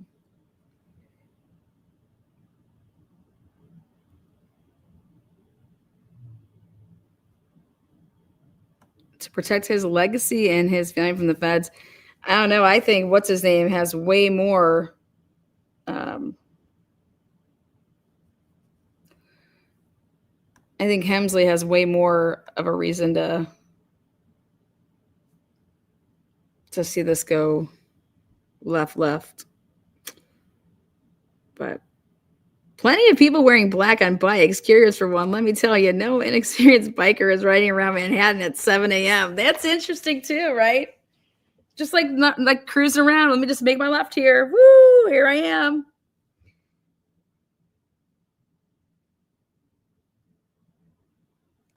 I would love, if that's the case, I would love to know what he did with his family a week leading up to this then. If he knew he was going down, then I would love to know what he was doing with his family.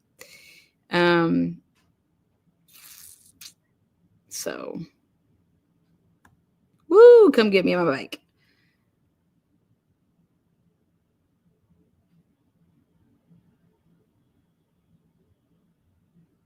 So,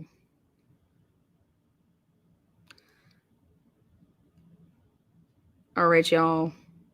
Let me see if we got anything last minute. They usually like to do something right around 11. So any more updates?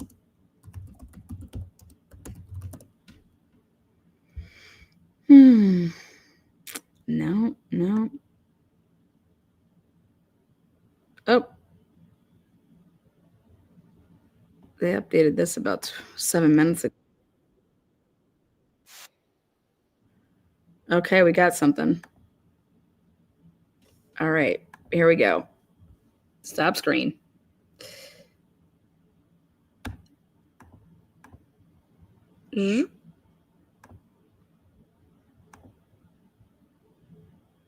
So let me make sure this was. What the heck?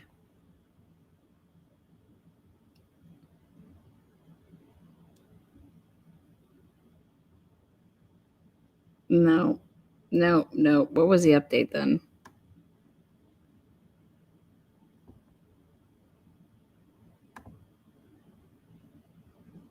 Absolute shit, ABC.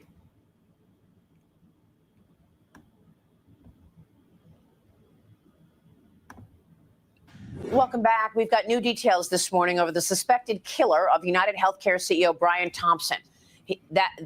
The alleged murderer still on the loose. Photos taken at an Upper West Side hostel where he stayed reveal his face. Look at these pictures where you can see his full face captured on camera, removing his mask to reportedly flirt with a hostel receptionist on the Upper West Side. Thank you. Law enforcement say they believe he used a fake New Jersey ID to check in. Sources tell the New York Post the suspect arrived in New York City last month after taking a bus from Atlanta. Police also recovered the suspect's fingerprints and a burner cell phone near the scene of the crime, along with a water bottle that was purchased at a Starbucks shortly before the shooting. All of those items should have his fingerprints on them.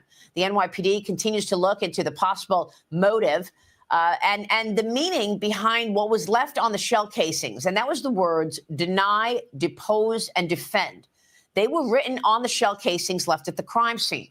Joining me now is former NYPD Lieutenant Darren Porcher. Great to see you, Darren. Thanks very much for being here. What's your sense on this case? This is a troubling narrative, to say the least, but fortunate, the police have made tremendous inroads in taking this person into custody. Although he's not in custody now, they clearly know who this suspect is. As you mentioned earlier, they've established a fingerprint from several different sources, and in that same residence that he was staying in, the hostel, there were 2 additional residents that were staying in the same room. And it's impossible for you to enter and exit a room without leaving a trace of your DNA. So as a result, the NYPD's crime scene unit is going to work that room, and they're going to gather as much DNA as possible from that room. You're going to have things like skin fragments, hair follicles. This stuff is all going to manifest into the ID of who the suspect is. I believe they genuinely know who he is, but what's interesting about this is they don't know shit. He was in New York 10 days before. See, guys, I don't think they know yet. I don't think they know who this is. But I will say this: why aren't we using IgG? Go use IgG. If they tell me that IgG solves this case, I will literally fall the fuck out of my chair and douse myself in Fireball. Or the United Healthcare CEO was here in New York. Therefore, it clearly establishes that this was a premeditated attack. So, I mean, we understand that the DOJ has been investigating people at the company for insider trading, Darren. What does that tell you here? And also these words that were written on the casings, the shell casings of the bullets, deny, depose. What do you think that's about? Any thoughts on what could be behind this? You know, I was saying yesterday that could it have been that he was about to sing, about to talk about other people who were being probed for insider trading? Oh, and yeah. Potentially do there a we figure go. for himself? Is that Woo! why? Finally, a motherfucker. Woo! Yes. Takes a woman to start talking about this shit. Hell yeah. First time we heard it right there. Talking about the insider probe right there. What do you think that's about? Any thoughts on what could be behind this? You know, I was saying yesterday that Could it have been that he was about to sing, about to talk about other people who were being probed for insider trading and potentially do a plea deal for himself? Is that why he was being targeted? What do you think? Well, the first piece in terms of the investigation by the Department of Justice, it's ironic that prior to this information becoming public to the shareholders, he and another counterpart sold millions of dollars in stock in the company. So that begs the question of the financial impropriety. And is there a possibility that he was looking? Stephen Hemsley, $100 million. $100 million. Fuck a $15 million deal. Stephen Hemsley, $100 million, and did it literally 7 days after it wasn't public. So, and then I think Stephen Hemsley, because they're boys, they're cool, they're friends, he told his boy about it. And I think that the only person that could cough up Stephen Hemsley's name, would be Brian Thompson. To expose further information based on a consent with the DOJ and himself moving forward as it relates to prosecution. The second part, when we look at the writings in the shell casing, I mean, it's no surprise. We all have issues with healthcare companies because we've all been denied coverage at one point or another. So it begs the question. We all have issues with our healthcare. Well, and we're all just okay with it then. As to, was this suspect a person that was denied coverage, or was there a loved one that was denied coverage? No so way. These are all things that a law enforcement is going to look through the lens of. What does this change? Okay, let's go with that. Let's say that this is a vigilante and you did not give my mom her coverage, that I had to watch her suffer, you fucking sick bastards. You know, why not why not shoot everybody in that motherfucking place? Why not go in there and shoot everybody? Why not go in there and shoot everybody? Okay. Let's talk about that. Like, what does it even solve? Okay. If that's the case, versus what I'm over here saying that, wait, something actually would come from this if it had to do with the insider trading, because this is a person that can't talk. But, you know, killing him for that doesn't change. Not going to change. Determine exactly. This wasn't the work of like a crazy, unstable person that was just going through all the feels. Okay. This person does not seem to have any, like, when you are personally invested in something, you know, you'd want that motherfucker to know who you are. You pull down your mask, you know who the fuck I am. Like, no, this wasn't personal like that. What the motive was. This was get in, get out. Why didn't they take him out in Minnesota though? Why New York? As it relates to the death of the CEO. Yeah, I mean, this could be broader, right? I mean, how big is this going to get? You know, what are investigators looking at specifically? You say that they could be looking for hair follicles. They could be looking at his fingerprints. I mean, what if he wasn't convicted of anything before? Would they have fingerprints? Are they going to be able to get a match for those fingerprints? Fuck no. If he was not convicted in the past, it creates a more challenging narrative to find out who this person is.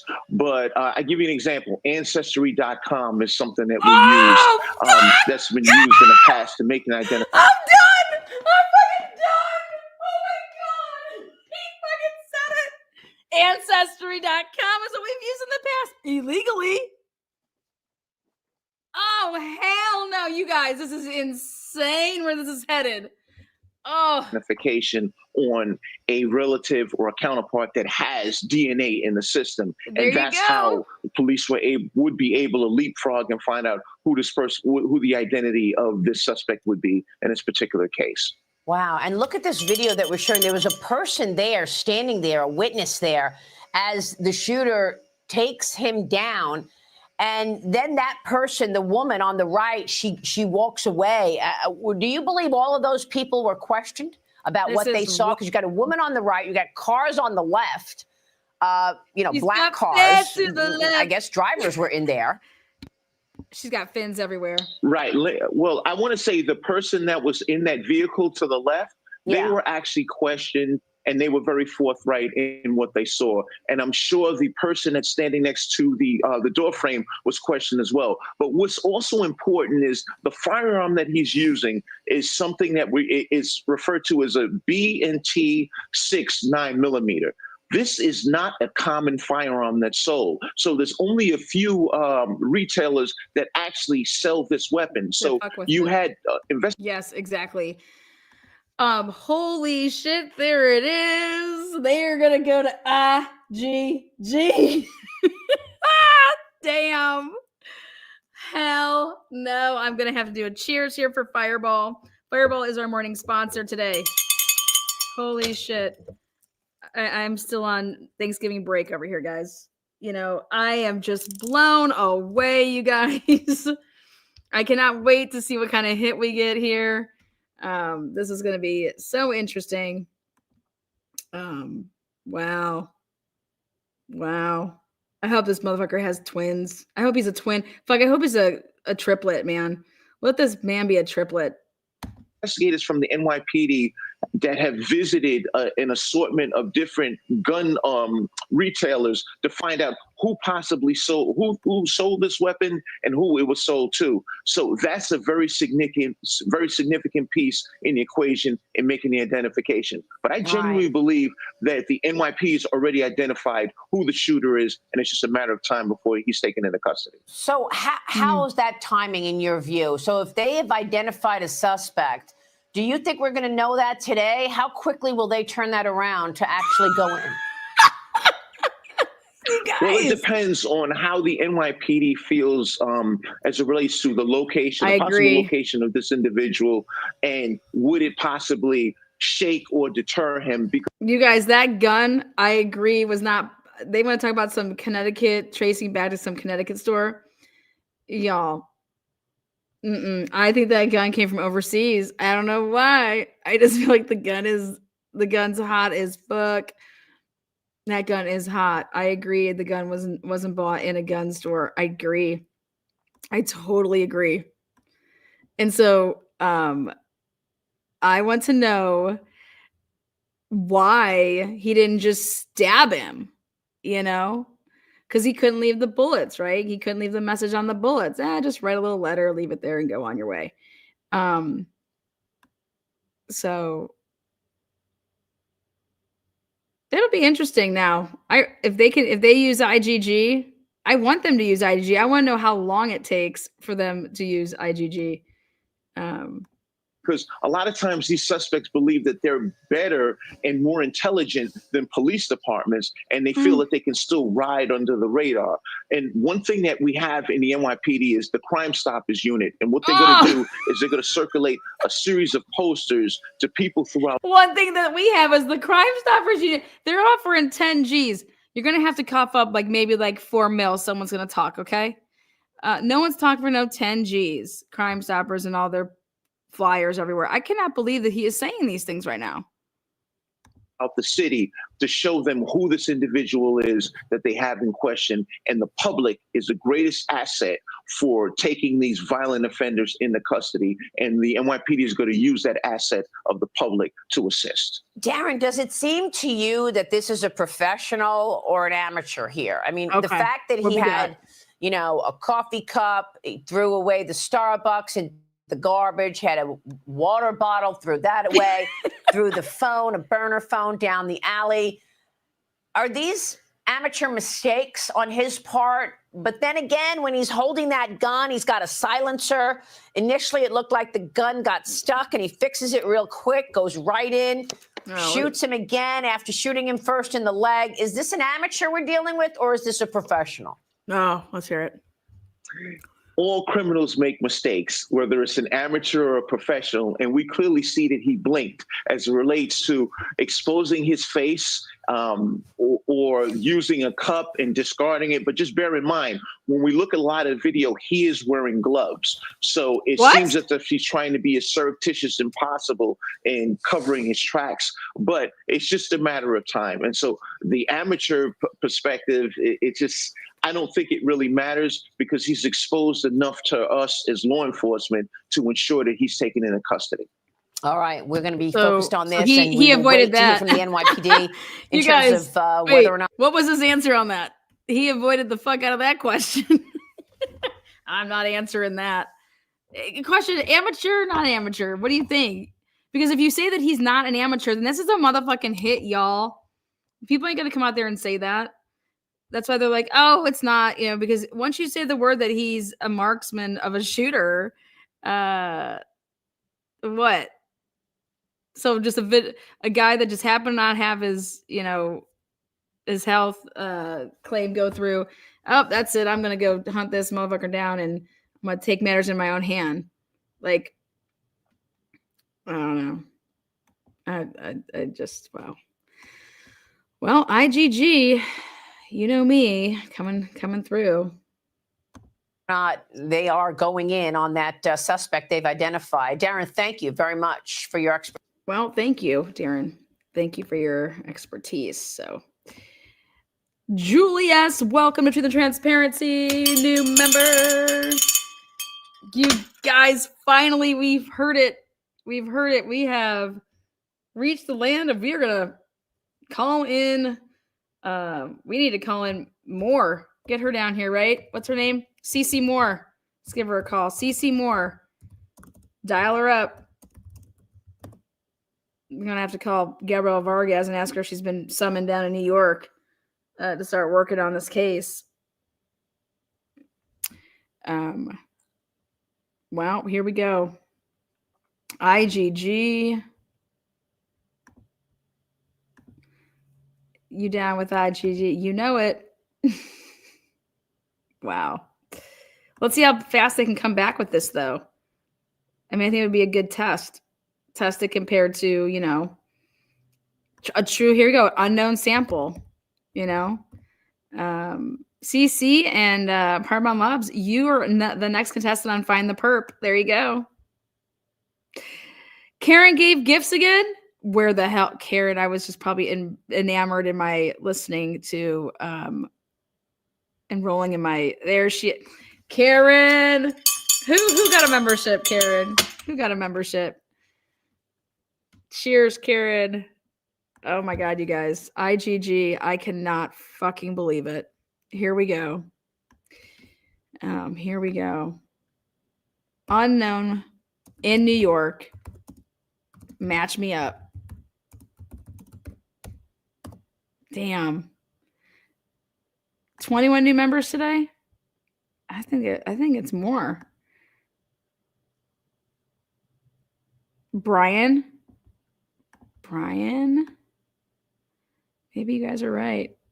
DMC. So that's, oh, yep, I'm right. Nah, don't fuck with me on my skills on math. That's 31, B. That's 31. Messing with the queen of numbers over here, Miss Potts. Miss Potts, that's 31, girl. And Julie became one on her own. So that's 32. My lucky number today. Go box it. My bad. Yeah, you better correct that shit. How can they use IGG on him? Oh, they don't use it on him. They just, if they can pull DNA off of something, then they're gonna take the DNA, the STR, give it to a lab that can then do SNPs, make sequencing from that, and then take the SNP profile and give it, then you're going to put it in you're going to upload then that raw data SNP profile. You're going to upload that to like a GEDmatch, or they just said Ancestry, and then you're going to start seeing who's connected to this person. And that's why I believe, my gut feeling is this shooter is from overseas. I said it. My gut feeling is that this shooter is from overseas, and which would then make it very, very difficult to then use your IgG. So think of all the rights valid of the DNA in hostile room. No.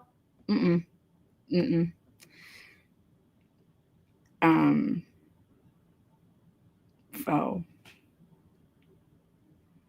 My gut is typically on the money. My heart, not so much. My heart tells me that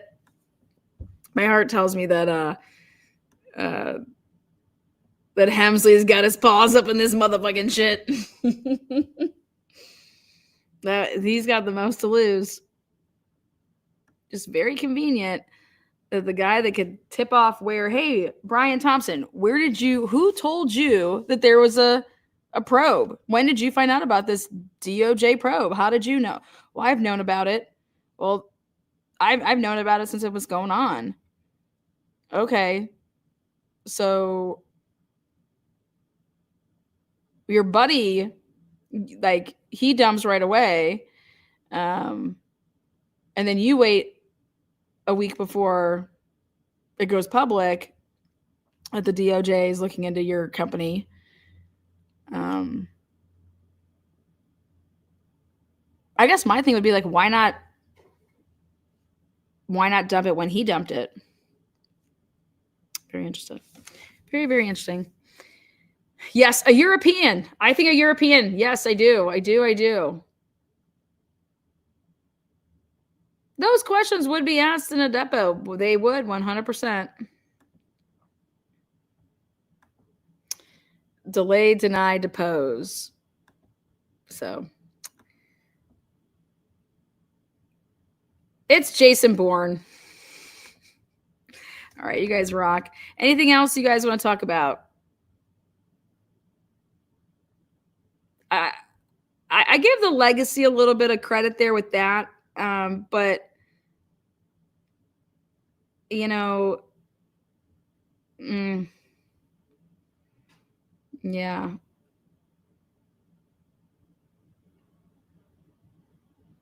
Let me just put to you, like, him having himself shot. I don't know.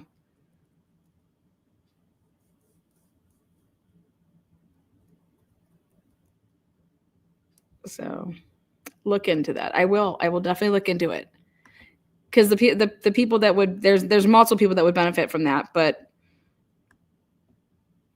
you know, I have to see how much of a family guy he is. So what if he wasn't supposed to die? I don't know. No, you want to do professional leg shooters don't work long. Yeah, no, but you want to shoot in the leg first, in case you miss. You know, if you were to miss, but if you hit somebody in the leg, that gets them. They can't. You're impeding them. If you're going to be really sick about it, you shoot them in the leg, and just do exactly what he did. You then can approach, and words can be said, and things can be told to him. And so I don't think it was a bad aim.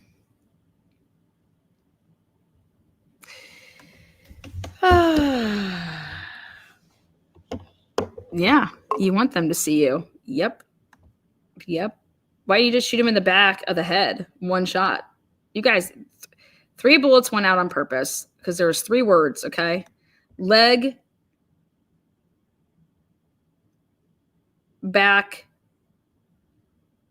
He's turned over then, and then shot probably by the heart. Those 3 words that were on those bullets needed to come out. So you're not taking a headshot. This was all the way around. I mean, think about this. You wanted the bullets to be found. You didn't pick up the casings. And I mean, this isn't a dad that fucking, listen, you guys, this isn't a dad that got pissed because his son didn't get coverage, or a son who was younger that their mom or dad suffered and died. And I'm going to then take out Brian motherfucking Thompson. Like, who the fuck is Brian Thompson? We don't even know who the fuck that motherfucker is. We just know y'all are a bunch of shitbags, okay?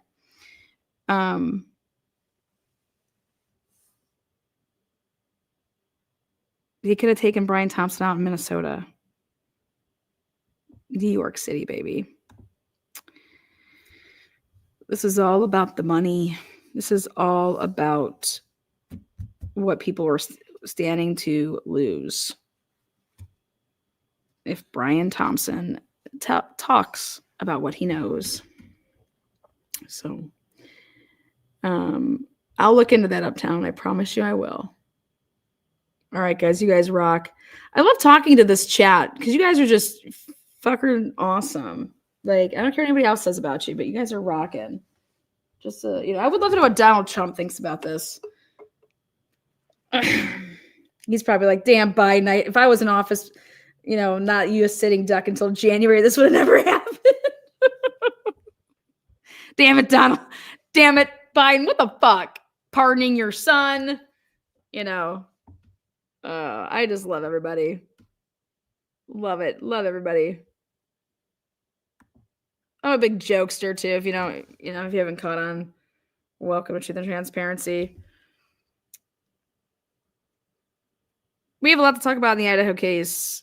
We got a lot of things connecting the Idaho State Police and their fuckerage to a bunch of cases where just lies. And there's a new emerging, I think a potential motive can be emerging from the Idaho 4 case. So I'll be putting that out for all of you tin foil hat wearers and shit like that. But when I say Idaho State Police are, inept, you guys, they're inept. They are bad. If you just have a couple bad ones that don't know what the hell they're doing, it could literally take an investigation all the way left when it should have never even veered left. So, but I have said that for my Friday night main live. So those of you guys that'll be around a little bit later. We have a lot to talk about in the Idaho case. I was hoping that there'd be a document drop. Possibly, they like to usually do it on Fridays, or we're waiting for Bill Thompson to drop his response to all the suppression stuff, because his first one was not gonna fly. So, what's new with the Hannah? You guys, there's even more stuff I found on that Hannah shit. That little wedding. She thinks she's freaking Pele, the goddess of whatever. And I'm telling you, she's going to make her return. And I'll show you why I believe that. So I'm curious to know if her sister fucked her boyfriend or her man. We'll talk all about that. They're wild. All right, guys. We'll see you guys soon. I'll be having updates. Make sure you guys check the community page of the channel. I always try to post some stuff there to keep you updated throughout the day.